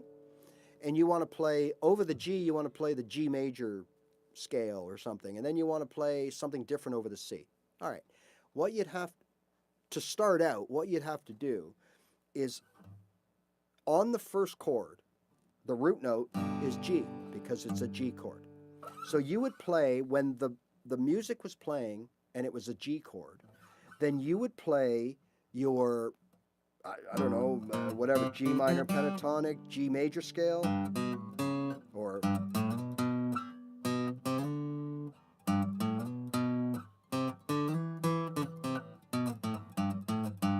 and then when it switched to C, you would play whatever scale you want, but you'd have to start on the C note and play, what are you going to play? And then when it goes to the D, you would do the same, but you would start off of a D, whether it's the D here or the D here.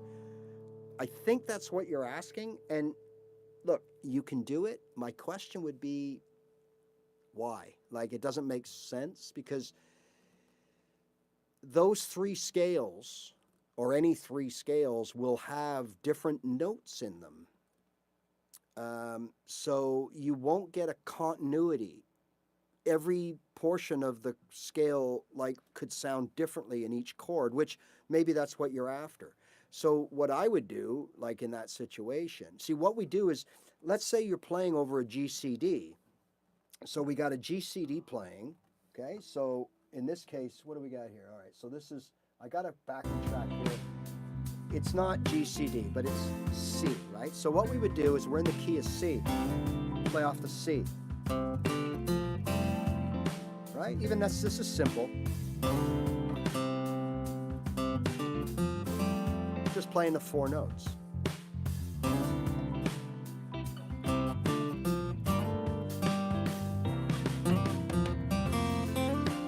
Then I would play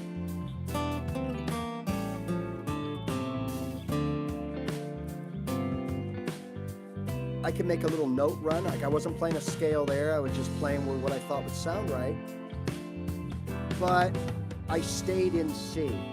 I think what you're talking about is if we start in C, and then the next chord is an F, let's say, do we do a little run off the F? Back to the C?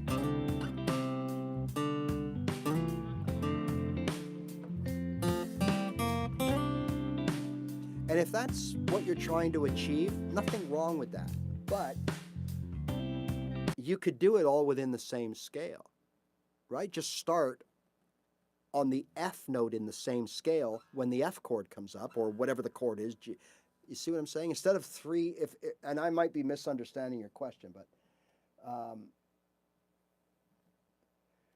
but yeah, I mean, you could. But so the rule is, whatever you decide to play, the starting point or the starting rule would be to start each chord. As the chord changes in the song that you're playing over, then you would take that note as your starting point in whatever scale you're going to play. So if I don't know what I want to play, now I only know a couple scales. Like technically, I know all my scales because I didn't know any better. And the first time I tried to teach myself guitar, nobody told me. They just said, you got to learn scales. So I bought a poster of all the scales. And there are hundreds of scales because nobody told me, right? So for example, I started out A. So I learned the A scale.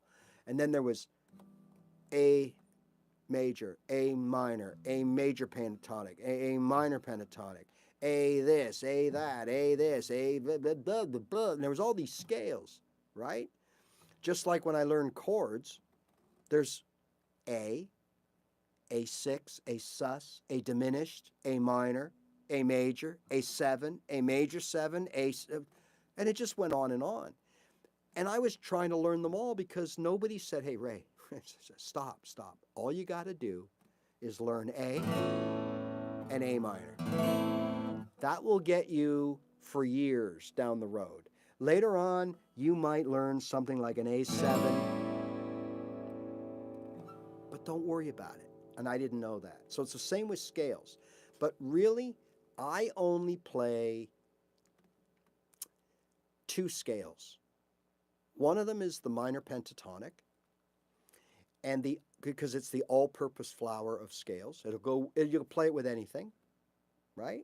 Now I know all my positions, so that helps. So I can move around within, say, the minor pentatonic scale because I know my notes and my positions of each, A, B, C, D, whatever, right? Okay. And I know the major scale, but I don't really play the major scale that much, but I know it because that's the way all music is made, right? 2-2-1, 2-2-2-1. So when you're talking about chords, what notes are in a G chord? Well, the 1, 3, and the 5. What does that mean? Well, it means in G, we go to the G scale. The G note is the first note. So G is 1. A we don't use is 2. We need the 3. That's B. G, B, and then we don't use the 4th is C, and we use the 5th. G, B, D. There's your G chord. That's the major scale. What chords are in the key of A? Well, we use the major scale to figure that out. A, now we go up 2, so that would be a B. So the second chord in the A key would be a B. Oh, what's the third chord? Well, we got to go up 2 again. B to C is 1. C sharp is the next one. Right here. There's my C sharp. Now we go up 1. What's that? D. And that's how you figure out what chords are in any key. You use the major scale. 2-2-1, 2-2-2-1. So in C, C is 1. We go up 2. We have D, but it's not a 1-4-5, so it's a D minor. The third chord, we go up 2 more. That's E. It's an E minor. Now we go up 1 to an F. It's an F major because it's a 4 chord. And G is the next one. You understand? So I don't necessarily play the A major scale, which would be...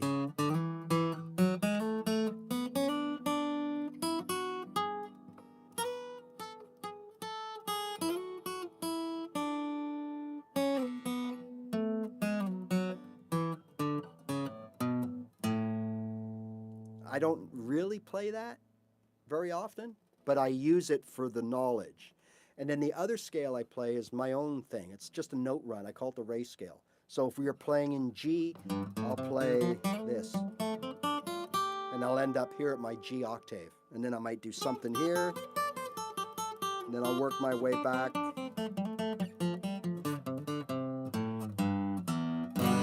the G, right? It's not a real scale. It's just, I'm running the note table. G, A, B, C, D kind of thing, right? And back. Or, G to G and back. That's what I'm doing. So, well, yeah, but see, now you're into, these are good, you got good questions. This isn't what you would learn day one. What you're saying to do, yes, you could do that. But what you're going to implement that after you've played a lot and doing a lot of improvisation and a lot of playing over top other music. It's not a beginner thing. Just like this would be compared to, okay, remember we talked about there's your G chord, but I'm going to play my G this way, and not only that, I'm only going to play the first 3 strings 6, 5, and 4 of the G. So I'm taking what I learned as a beginner, but I'm now taking an advanced approach, an experienced approach. Says, hey, I don't have to play it like this. I can play it like this. And hey, I don't have to play the treble strings. I can just play those. And it's still a G and it still sounds good. And that's what you're doing with the scales right now. And there's nothing wrong with that. But this is more advanced stuff, right? And you're right. As long as you play the right notes. So remember, if you have 3 chords, G, A, D, all right? Well, think about this. The notes that you can play over the G chord would be, well, ideally you want to try to play the 1st, 4th, and the 5th, but you could play the 1st, the 3rd, the 4th, the 5th, the 6th, the 5th, the 4th, the 3rd, right? Meaning G, A, B, C, D, E. Heck, let's throw the F in there. So you could play, when someone is playing a G chord and you're playing over top of that, you could play the G note, there's your root note, You can play G to A. You can go A to thing and back to the G, and go A to E and back to the G, and G to E and to the A and the D and the G, because they're all notes in the G scale. Some are more important than others. Some sound better than others. Like the first will always sound good because that's the note you resolve to. The fifth will always sound good, right? The fourth will always sound like there's certain things. So in other words, in G, G, A, B, C. If you play G and C, so there's my G. If I play G and C, and I slide up to D, so I'm playing the G1, the C4, and the 5. So I'm playing this. While someone is playing a G chord, it's going to sound great. Doesn't mean I can't play the A or the E. It just means that the 1-4-5 note sounds really cool. Just like the 1-4-5 chord, which is the same, right? G, C, D, sounds cool too, right? So if you moved into an A or a D chord, well, think of the notes. So if we move from G to A, and now they're playing an A and we want a solo, well, what notes are we going to play? A, B, C, D, E, F, or G. And if we're in G, what notes are we going to play? G, A, B, C, D, E, F. The same notes. They just start somewhere in the alphabet different depending on what chord or key we're in. We're in G, we start on G. G, A, B, C, D, E, F. If we're in A, we start on A. A, B, C, D, E, F, G. Same notes. So what you're saying, you can do it, but it will be experience and your ear that will tell you the odd time when you hit a bad note. You're going to hear it. You go, okay, I'm not going to hit that note. Take a quick peek. Okay, I'm not going to hit the E flat anymore. Or I'm not going to hit the D anymore because it doesn't sound right. I hope that helps. I'm sorry, I don't have an exact, because what you're describing is exactly what I encourage people to do, is think outside the box and just play your damn guitar and let your ears decide if things sound right and things sound good. And if they do, who cares what it's called? Who cares what scale it's in? Who cares what, right? If it sounds good, you just play it. And other people will think it sounds good. But what happens is we get so hung up on making sure that we're doing the right thing as if there's somebody watching us, grading us, and giving us a report card. At the end of the day, the people watching us or listening to us, if it sounds good, they ain't going to care what chord you play or what note you play, right? So anyways, thanks for the question. I hope I helped a little bit. But I think you're in that stage of you're into deep noodling, you know what's going on, you have a good idea of your fretboard, and hey, you're only going to get better, right? But yeah, you can do what you're talking about.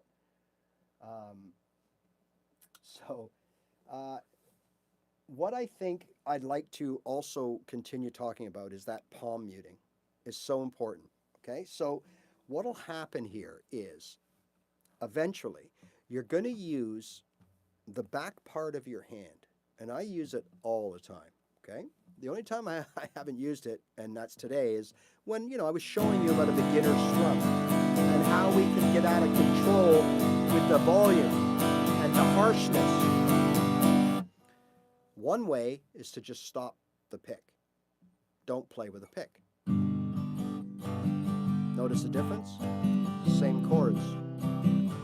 Now, when I first did this, I thought I had died and gone to America heaven. As in America the band. I can dig in when I have to. I can use my nail.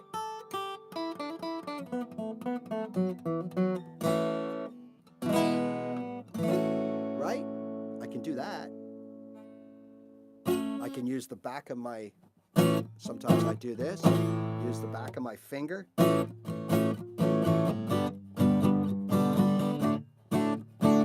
But what I'm also doing here is I'm palm muting, right? I don't know if anybody noticed, but you notice my chords don't always ring out unless I want them to, like we did that song.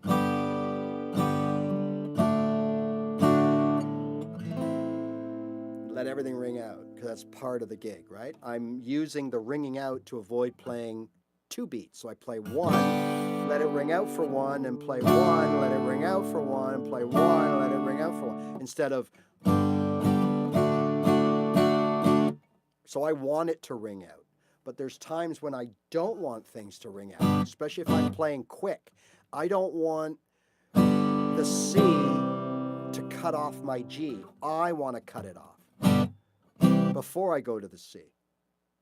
I'm not saying every time, just saying if I want that effect. So now I can play, remember, we played G. That's why I like sticking to the, some people ask, why do you always play G, C, D? Well, I don't. I also play A, E, D to show people, but one, because I often preach that you should learn 3 chords from the same key, and those are 3 chords from probably the most popular key that for a beginner, and also for continuity, so that I'm always talking in the same thing so that you can sort of relate to it. So anyways, in this case, G, C, just strumming with the end of my nails. It's fine, right? Okay, now we're going to add a little palm muting to this.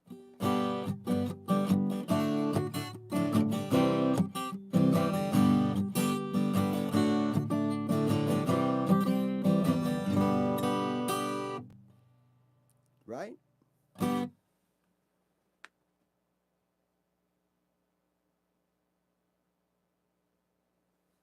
There you go. So the right hand is your bass player, your drummer, your percussionist, your keyboard player.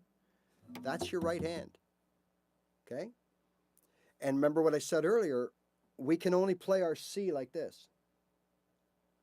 But we can play our C with our right hand numerous ways.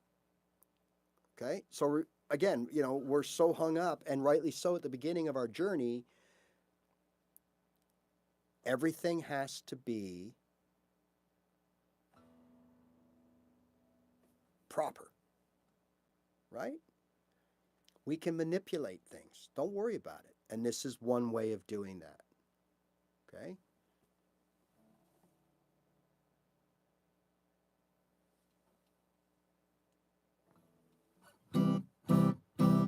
Can be.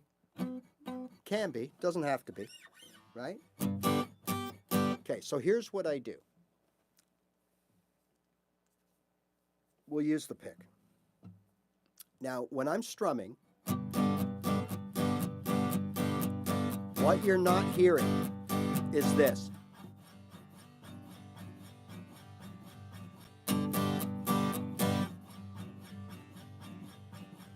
Okay?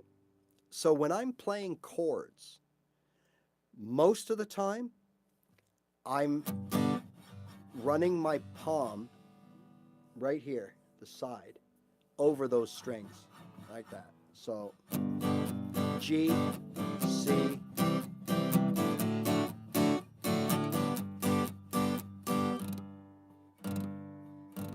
and I decide how much volume I want to put to it. So if I want to, as Barb said earlier, when do you go higher, in the verse or the chorus, whatever? When I come to a spot in the song that I want to really punch you in the face with, then I just release on the muting. So for example, G, C, to the D, to the D, to the G. Now I'm not muting. Now I am.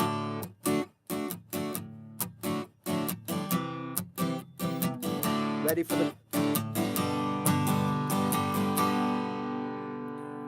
4, 1, 2, 3, 4, and let it ring out. Okay? So I can control when I want to get loud and when I want to bring it down. And I can bring it all the way down. So we could go something like this. So again, so let's stick to the same 3 chords. So this is more of just a regular palm mute to the C. Sometimes I let that first one ring out, and then I bring the palm under.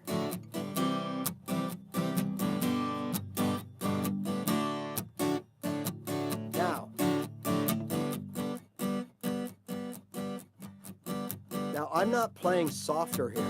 Here's how I'm playing. but I'm really brushing those strings to really mute them out. Now, should I just relax? Absolutely. I should just use the touch and slow her down and just lightly touch those strings. The problem is, we're not always in a position that we can do that.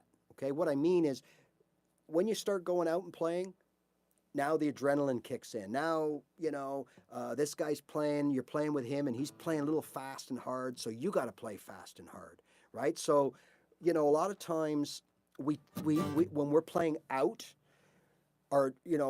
we play faster and we play harder. It's just natural.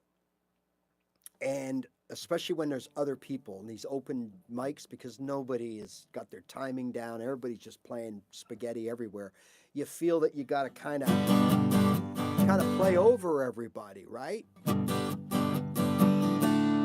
So, but when you're in a controlled environment, like people are watching you and you're in control, or you're in your privacy of your own place, then, you know, you can bring down your G without palm muting. So this is no palm muting. This is giving it a good attack. I'm getting like, you know, 1 orange bar on my mixer, which is perfectly fine, but it's telling me that I'm pushing it. Okay?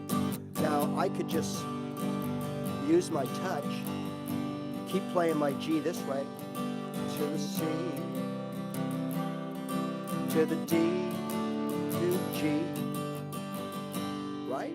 Or I can continue on so that I maintain the same intensity level all the way through and use my palm to basically muffle or lower the volume. So I'm still giving it to this guitar. So right now, here's what I'm doing. Now I'm going to lift the palm mute. Here's how loud I'm actually playing. Now I'm back into my palm brushing. Right? Sometimes it's nice to be able to snap off that chord like that. So it would be this if I didn't. And there's nothing wrong with that. But sometimes you want this. Right? So again, that all comes from the right hand. Right? So again, I urge you guys it's your journey. You can do what you want, of course. But I urge those that are out there that are getting good with their 3 chords or 2 chords or 4 chords, and you're playing some songs and things are starting to come, you can feel there's a light at the end of the tunnel. All I'm urging you is to take advantage of what you already know and polish what you know before you go out and say, okay, I'm going to be a beginner again and I'm going to learn my bar chords or my triads, or I'm going to focus on scales for the next 6 months.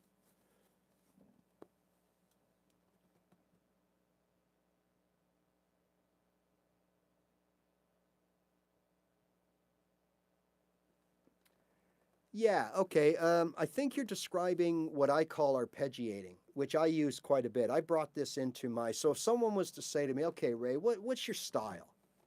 And a lot of you don't have a style. I didn't have a style for the longest time. Maybe I still don't. But if someone was to say to me, like, what's your style as a guitar player? I think for me, it's this, okay? So I guess if you're a strummer, you'd be playing like this.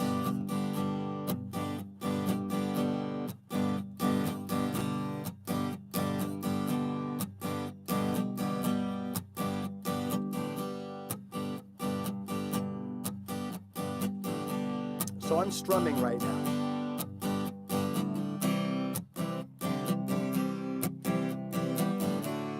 G, C, and D. Okay, pretty straightforward stuff. I used a little bit of palm muting, not much. You can hear the strings ringing out. Pretty cool. I mean, it's not going to win any awards, but if someone watched me or heard me right now, they'd think, oh, you know, the guy knows how to play a bit of guitar. Right? So I think we can agree on that. And this is no problem. This is great. This is fine. If you played your whole journey like that, and played all your songs like that, you'd be the hit of the party. You're good to go. But can't help but think, and I always want it to sound a little bit, a little bit better, different. Okay. So, what you're saying is, and I like playing fingerstyle. In fact, when I'm alone, this is how I play.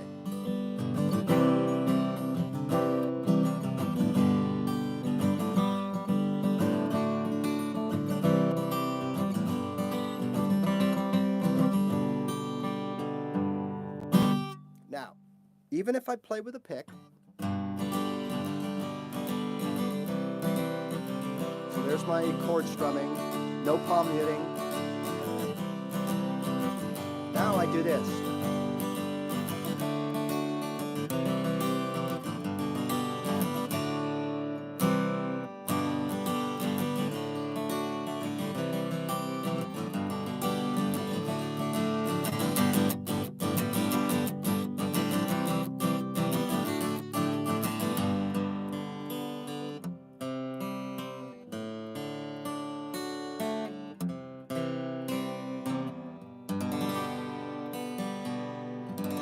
So what I'm doing is I'm actually strumming, but then I'm arpeggiating. And sometimes I will strum into a chord and arpeggiate out of the chord.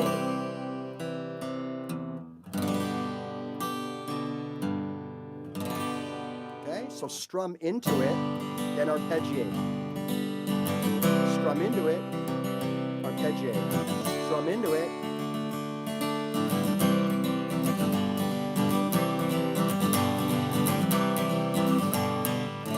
No palm muting anywhere there, by the way. Now, if I want to palm mute it,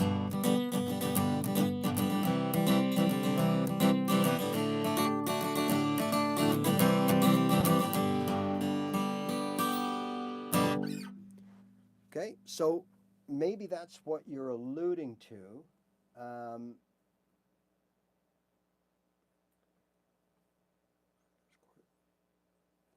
Is that what you're talking about?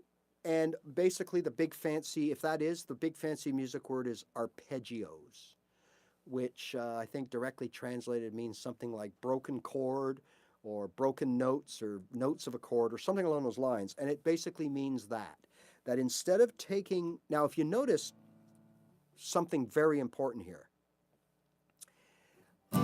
whether I'm strumming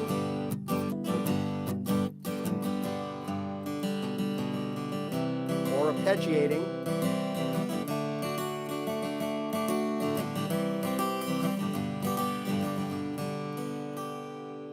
matter what I'm doing, this hand is the same. Whether I'm playing the chord or I'm arpeggiating the chord, this stays the same because I'm still playing the chord, but I'm playing it string by string or note by note in any particular order. Remember earlier you asked, can I play chords randomly in any order and they'll sound good together? And my answer was yes, as long as they're in the same key. If they're not in the same key, you run a risk of hitting a sour one. It's, you could tell, two chords, one after another, doesn't sound right, okay? Same with notes. Everything about a chord is mirrored to notes. So in other words, in the key of G, the 1, 4, 5 chords, the major chords, are G, C is the 4, and D. 1, 4, 5. G, C, D. Okay? All right. In notes, the first note is G, the fourth note is C, and the fifth note is D. So it's mirrored. So the 1, 4, 5 chords in a key are the same as the 1, 4, 5 notes in the chord. Okay, so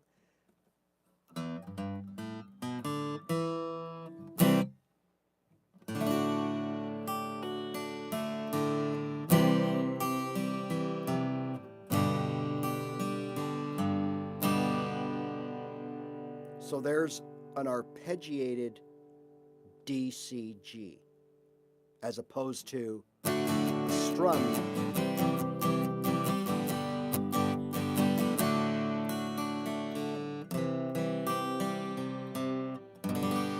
Right? And again, this is fretting the same way whether I'm playing a chord or a note, right? And all I'm doing on the arpeggiating is I'm playing only the strings that make up the chord. So what that means is if I'm playing a G chord, I can use every string because there are 6 strings in the makeup of the open G. If I'm playing a C chord and I'm arpeggiating, I can use 5 strings. I'm not supposed to use this string, which is a little bit weird in my opinion, because the 5th note, remember what I told you about making notes? 1, 3, and 5 equal the chord. So in G, it's G, B, D. In C, it would be C, E, G, the 1, 3, 5. So if I'm playing a C, so what if I hit that G there? It's a G. It's the 5th note in the chord. But to be a purist, you're supposed to play the C down, or the C out, or the C up, or whatever you want to call it. C, you're supposed to miss this. But then again, we have a chord called C/G. And what that is a C note with our pinky on the G, or put our pinky here and put this, whatever. That's a C/G. It's a C chord with a G, this note, in the bass. So it's kind of weird, right? So I wouldn't get, for new players, when they talk about C, I think it's very good policy to make sure that you strum from the 5th out like this, because it's just good habit moving forward, okay? But don't get all weirded out if you hit the G and think you're a failure. Because it really, at the end of the day, I should say hit the E. You're actually hitting the E. Did I say G? I did, didn't I? Yes, sorry. And that's weird because E, again, is the 2nd note of the C. C, E, G is a C chord. And if I hit that note there when I'm playing my thing, then it's an E. And then what I was going to say about the G is if, you put your G here like some people do, that's an actual chord and you are playing the G. And that's okay too, because what's a C chord? C, E, G. Right? Okay. So again, the arpeggio. So let's say we're going to arpeggiate an A minor. Right? Okay. So here's the fingering for the A minor. Now this doesn't mean that we only can use this, this, this, and this. We can actually use the open A because that's part of the A minor chord. Just like the A major chord, that open A is part of the open A major chord. So in D, for example, we're only fretting these 3 strings. That's it. But we can play that 4th string because it's a D. So we can actually arpeggiate using these 4 strings.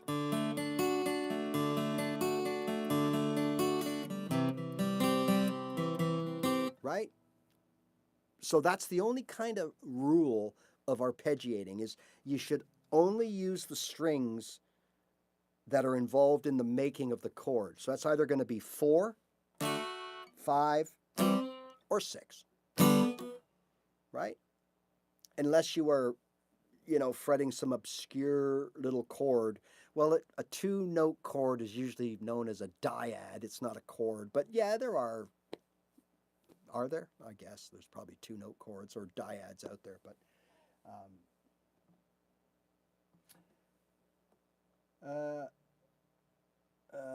I'm a criminal mastermind. Okay, buddy, whatever you say.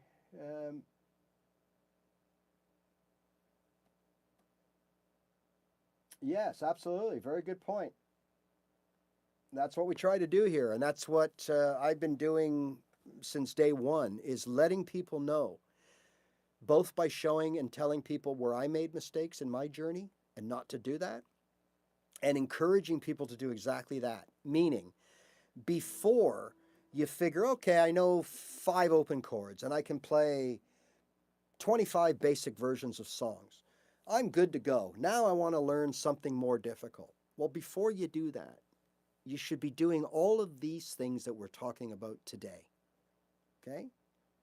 Which is a combination of things. It's a combination of developing your touch and feel on the strings so that your chords will sound better. Okay? There's no technique that's going to make them sound better. In fact, I'll tell you this. If your G chord doesn't sound good for whatever reason, well, I'm going to tell you right now that your G bar chord isn't going to sound good either. Because there's something that maybe you're not doing right or able to do. Maybe the problem is prolifically with your right hand, so that it doesn't matter how you fret the chords, you're not strumming properly. Or it could be the other way around. So like you owe it yourself to stay on these open chords as long as possible and learn all these techniques that I've been showing you for over a year now. Learn those techniques to play with your open chords. Because I'm going to tell you, I know guitar players of all different types and all different histories and backgrounds and whatever you want to call it, experience and whatever. I know guys that play in bands that do gigs and cut albums. I know guys that are hobbyists. I know guys that just go down and play open mics once a week. I know guys that don't even leave their house, but boy, can we have a hell of a jam, right? Okay. And I'll tell you what's common with all of them. Some are better than others in different things, but every single one of them has mastered their open chord usage and what to do around the open chord. Now, you might see me sometimes when I was doing my little GCD things. You might see me do this. See my pinky?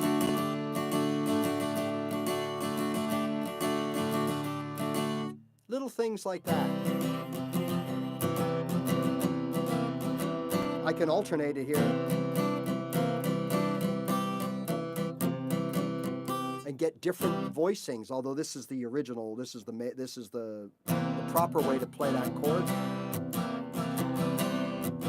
So that's C, and then you put your pinky down to get that little thing, right? We did it here with the C here. We took our forefinger off. We got that haunting, right? If we have an E and we take one finger off, we got an E minor. So there's things that we can do to change the fingering, go from one chord to another with just replacing a finger. So in the D, you could replace this big finger with the pinky.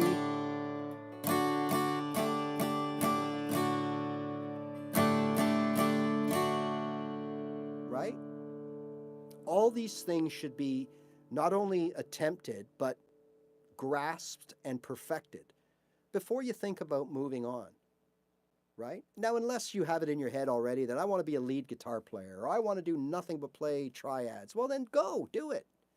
Put the same effort and intensity of learning that discipline as you do with your open chords. I get it. I mean, I'm just giving you the basic run-of-the-mill, everyday journey that people usually take with the guitar, and that starts with open chords, playing them well, moving on to something else like a bar chord or a triad, or realizing that you already want to play licks, leads, and riffs. So you're going to start building your lick library, your note repertoire, and start learning scales and implementing how to implement scales. But it all starts with those open chords, right? Do we have any... Yeah, okay, Pops. Yeah, can you tell me who wrote The City of New Orleans? Tell me who wrote the song, City of New Orleans. Most people don't know.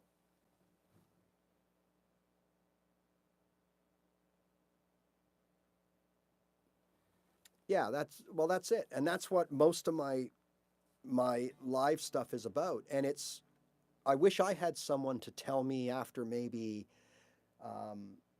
7 or 8 months, hey, Ray, try this, do it this way. that would have really helped, because what would have happened is I would have started to feel better about myself, about how I sounded and what I was accomplishing, and it would have kept me going. But instead, I made the decision, because I didn't know any better, to leave playing open chords before I was ready and take on bar chords. You guessed it, I crashed and burned. And I mean, I'm talking every day for 4 months, picking up my guitar, going like this. Let's see now. G, okay, G. And now that turns into a C. So I got one finger, bend at the knuckles, move this finger. Oh, that's actually not bad. I was about to say I always clunk it, but that's not too bad, right? But my point is when you're starting out and you're trying to do all this, and this is difficult, and then all of a sudden I was getting this horrible pain down the back of my hand, down through here, just horrible. And every day I wake up, grab my guitar, sound terrible, hurt like hell, and got nowhere. Well, how long do you think that's going to last, right? Finally, one day I decided, you know what, I'll just take the day off. And then 3 days off. And then I didn't touch my guitar for a week. And then it just went on. And next thing I know, I quit. I'm done. I'm now a guitar quitter because I'm not playing my guitar. I wanted to play my guitar.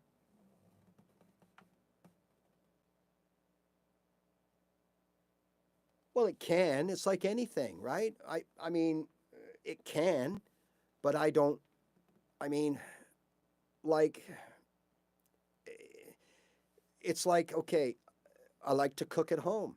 I happen to have been a chef, right? I'm a retired chef. When I started cooking, it was at home, and it was just for fun because I enjoyed it and I wanted to make what I ate and whatever. And then it became something else. And I literally lived food. I knew everything about it. I studied it. I studied commercial operations and what's the best way to get that burger to the plate. I mean, anybody can cook a hamburger for a person. Now cook it for 50 people and deliver them all on time in the same quality. Well, that's a skill. That requires a certain level of knowledge and experience to be able to do that. Whether it's burgers or it's buffets or it's sitting in a restaurant and 100 people order, 40 different meals, all to be delivered at the same time. That's a skill. You literally live it. And I think that's maybe what you're saying is, in order to truly excel on this or any instrument or any passion or any hobby, golf, beer league, softball, darts, ping pong, poker, whatever, you got to live it to a certain degree, right? Maybe I think that might be what you're saying, but I think that it's so important as beginners that you do know that everybody has gone through what you're going through. Everybody will continue to do it, that you don't have to know everything. You don't have to know how to build your engine to drive your car. You just got to know how to use what they give you. You don't have to know, I've always told you, all this music theory to be able to play your guitar. You just have to know how to play a few chords and play them well. And if you can do that, then all of a sudden you realize that you can now play a couple hundred songs if you want to take the time to learn them, right? And that's a whole other ballpark. Even though all these songs have the same chords, they might not have the same beats per minute, the same rhythm, the same, whatever, right? They're in different keys. They're whatever the difference is. So, it's the little things that you do that give you the biggest results, I think, usually. And I think a lot of people out there think that there's something big that they haven't yet learned that is going to put them over the top. And I've seen it all. And I can tell you, like I said earlier, there's a good chance that if you don't play your open chords well and make good music with your open chords, you're not going to make any better music with triads or bar chords or scales or whatever. You've got to, maybe that's what you're alluding to, you've got to think musical, right? Now, don't let that put you off either, because I was always told you can't play guitar or instruments because you're not musical. You did not grow up in music. That's what I was told. Well, that's just a load of BS. Okay? Of course, it helps if you're around music from the time you're a kid, but think about this. I'm going to leave you on with this, all right? Most of us have been listening to music since we were kids. We can identify the beat, right? That's what makes us, when we hear a certain song, what do? Our foot starts going to the bass line, okay? We start clapping to the beat or snapping to the beat. We start singing to the vocals. We move around. So if I'm playing guitar,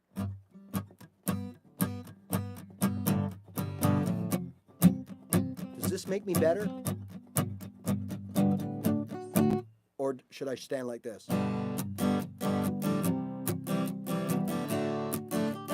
I'll let you answer that question, right? But remember, just because we are not musicians, okay, it does not mean that we're not qualified to understand what makes a song good, what the beat of a song is, what's the tempo of the song, what's the rhythm of the song, what's the genre of the song, right? Because in a lot of cases, especially us older guys, we've been hearing that song, like, I don't know how many times I've heard Stairway to Heaven or Hotel California or, whatever, Elton John, anything. I must have heard those songs 10,000 times, okay? I know those songs better than I know myself. And that makes me very qualified to be able to replicate that song or play that song and know if it's right or wrong. So just because I'm not a musician from way back with 20 years under my belt, that should not mean any of you, and when I say I mean you, that doesn't mean that you're not capable of understanding music or making a decision based on music. Like, what key should I be playing in? What scale should I use when I want to solo over this? You have just as much ability and right to figure it out than anybody else, right?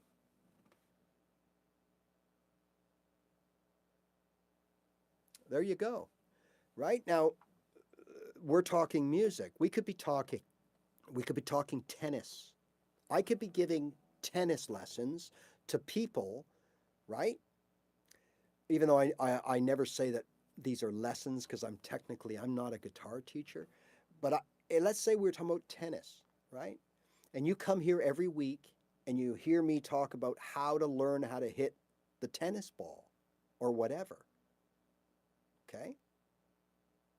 Well, if the passion takes you and you really want to be at a level where you could go to your local tennis club and take anybody on and be the talk of the town, so that would be like us, right? Getting to that point where I can go down to the local coffee shop and say, hey, I want to play for you here. I'll do it for nothing or whatever. Or they're looking for people, and you apply and you get hired. And your job is to sit there for 2 hours on a Sunday afternoon and play. Okay? And I want to do that.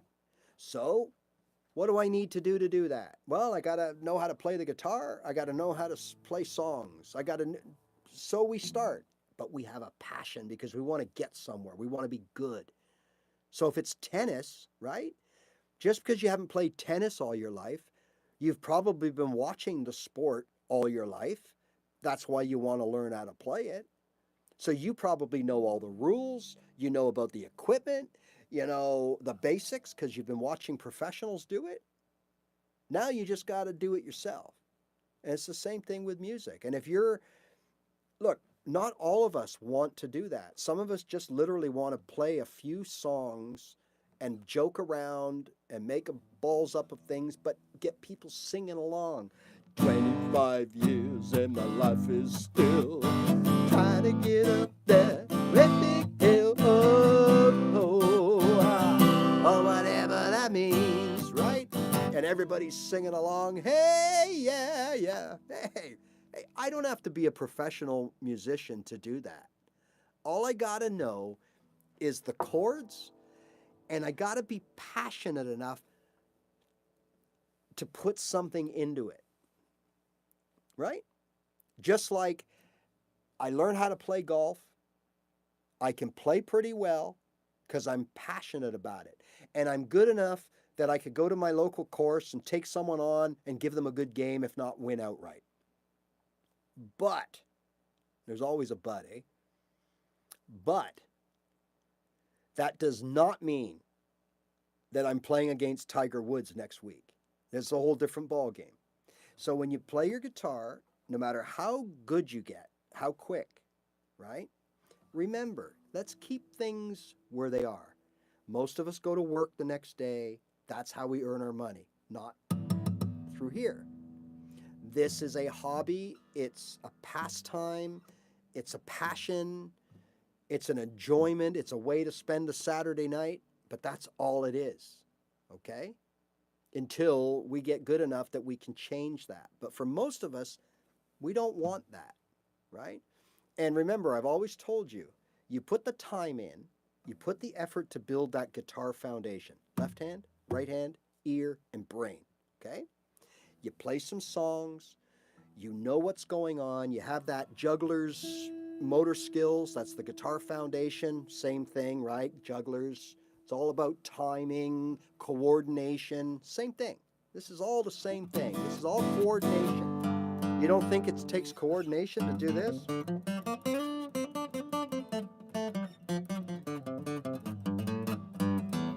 Of course it does. And you have to build that up, right? And you should be proud of yourself when you've done it. But if we were to walk away, right? So in other words, all of a sudden, I don't not like playing guitar. I still like it. But I'm done. I'm happy with what I've acquired.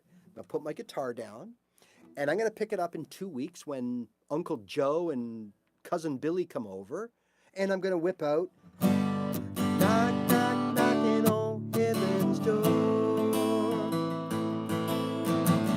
And we're all going to have a good sing-along. And then I'm going to put the guitar down, and I'll probably put it down for 5 days. And then I'll pick it up one night because I want to. And then I'll put it down for 3 weeks. And then I'll take it to a picnic somewhere and be the entertainer. Because you've built that level of foundation. It may get rusty, but you're not going to lose it. Right? So, of course, the further you go with passion and develop all these techniques, yeah, you're playing your bar chords, right? You're playing bar chords, you're playing scales, you know, you're playing lead guitar, doing all this kind of stuff. Great. Then you put it down and you walk away. Well, when you decide to come back, as long as it's not, and even if it is years later, you'll have a little rust, but you're ahead of the game because you've built that foundation. So I've always told you that. If you can get up to that part in your journey that you've got a good guitar foundation, you got coordination, you're playing songs quite well, and then you give it up, so what? You've got something in your back pocket that will be with you for the rest of your life, that you'll be able to enjoy, right?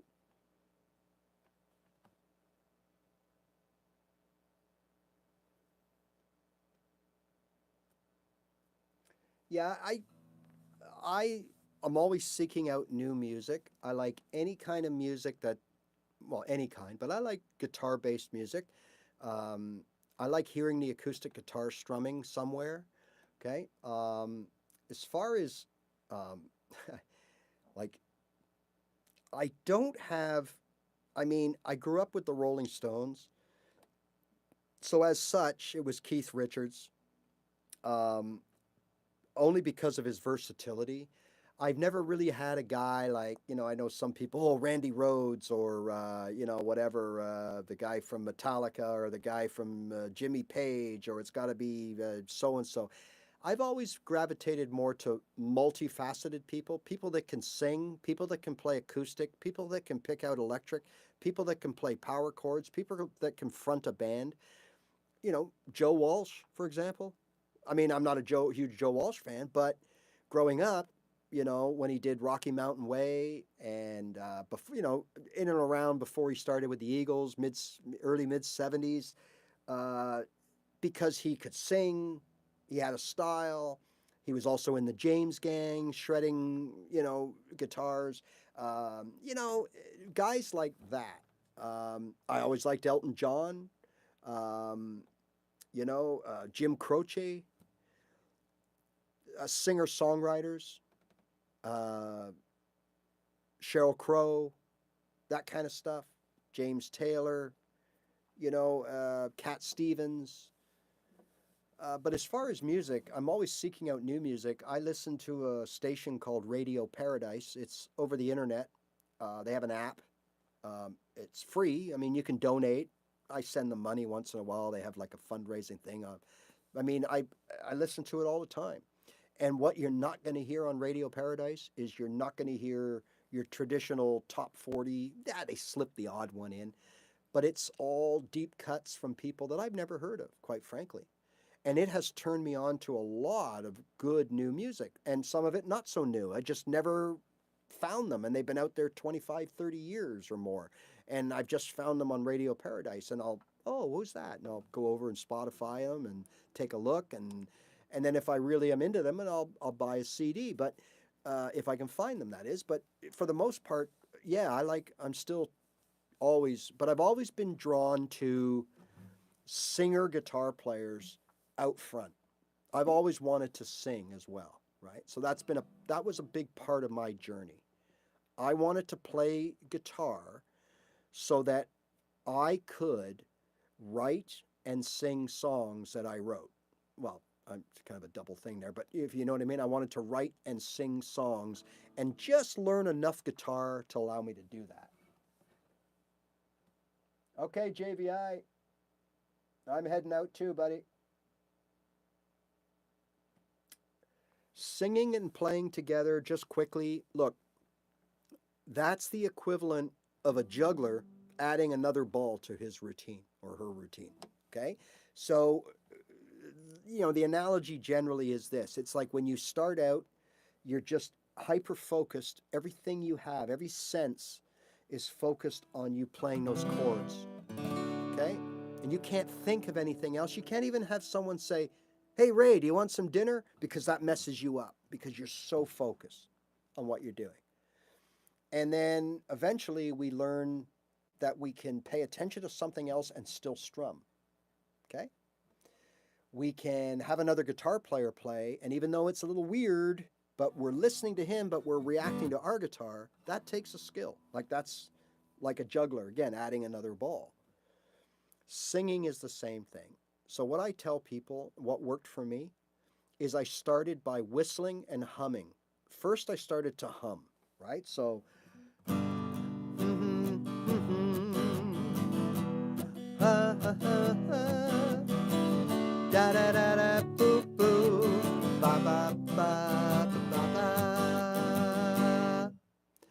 Because I didn't have to worry about saying the words, thinking about the lyrics. But I still was doing something other than strumming with my two hands. So it was like adding a third ball. So it required me to think. And yes, I would mess up my chord playing, but I would continue on. Then what I felt was really good, if you really want to be a singer, was whistling. Because it's the same idea as singing, okay? In order to whistle, you have to bring air into your diaphragm, push it up, out, and then use your, in this case, lips and mouth to make, so,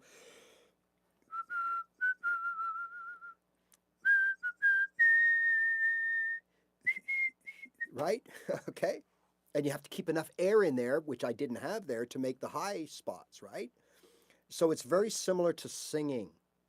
In the way you have to have breath play, you have to have breath control.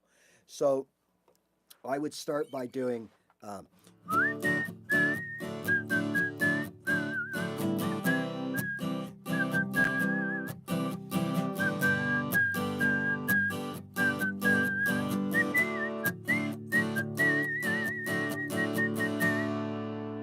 because you got to manipulate. If you just hum, you're just humming, but it's a good start. Then I got into whistling, and then slowly but surely, she's got a smile that it seems to me he reminds me of childhood memories, and everything was expressed there's a bright blue sky. Right? I mean, it's like what you're asking is really just a matter of, again, there's no one way to do it, and there's certainly no trick. You just got to do it. And the more you do it, the more comfortable you are. And then the more you progress on guitar, now you can put the guitar on, like I've heard the word autopilot. And that's a good example. So if I know how to play my 3 chords, and I don't even have to think about it, now I can think and use my brain power on my singing. Because I know that I can do anything. And I'm going to play these 3 chords pretty good. Okay? Now it's a matter of I can put all my thought into my voice. Mama, take this badge from me. Whatever, right? Okay?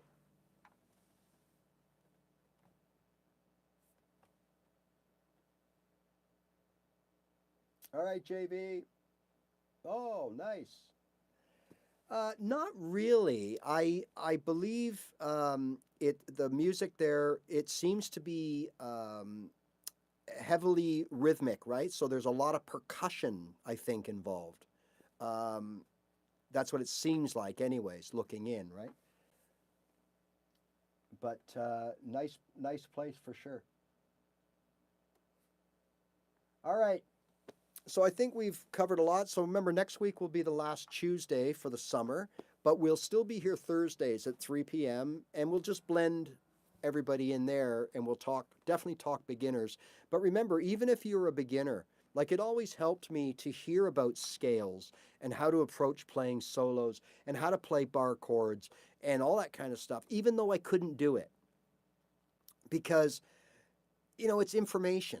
And it gets processed and stored. And then, maybe 3-4 months later, I find myself playing and trying to learn that B minor. And then it was like, oh yeah, that's what he was talking about, the bar and what to do or not to do on that bar. Now I get it, right? Okay, so it never hurts to be above your pay grade a little bit, right?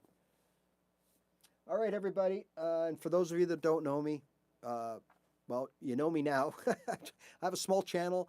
If you want to be involved, think I can help you, hit that subscribe button. It'll tell you when I come on. It'll notify you of any new videos. I've got well over 300 videos on my channel. If you want to check some out, leave me a comment or two along the way if you want. And common sense is the theme here to this channel. It's nothing crazy.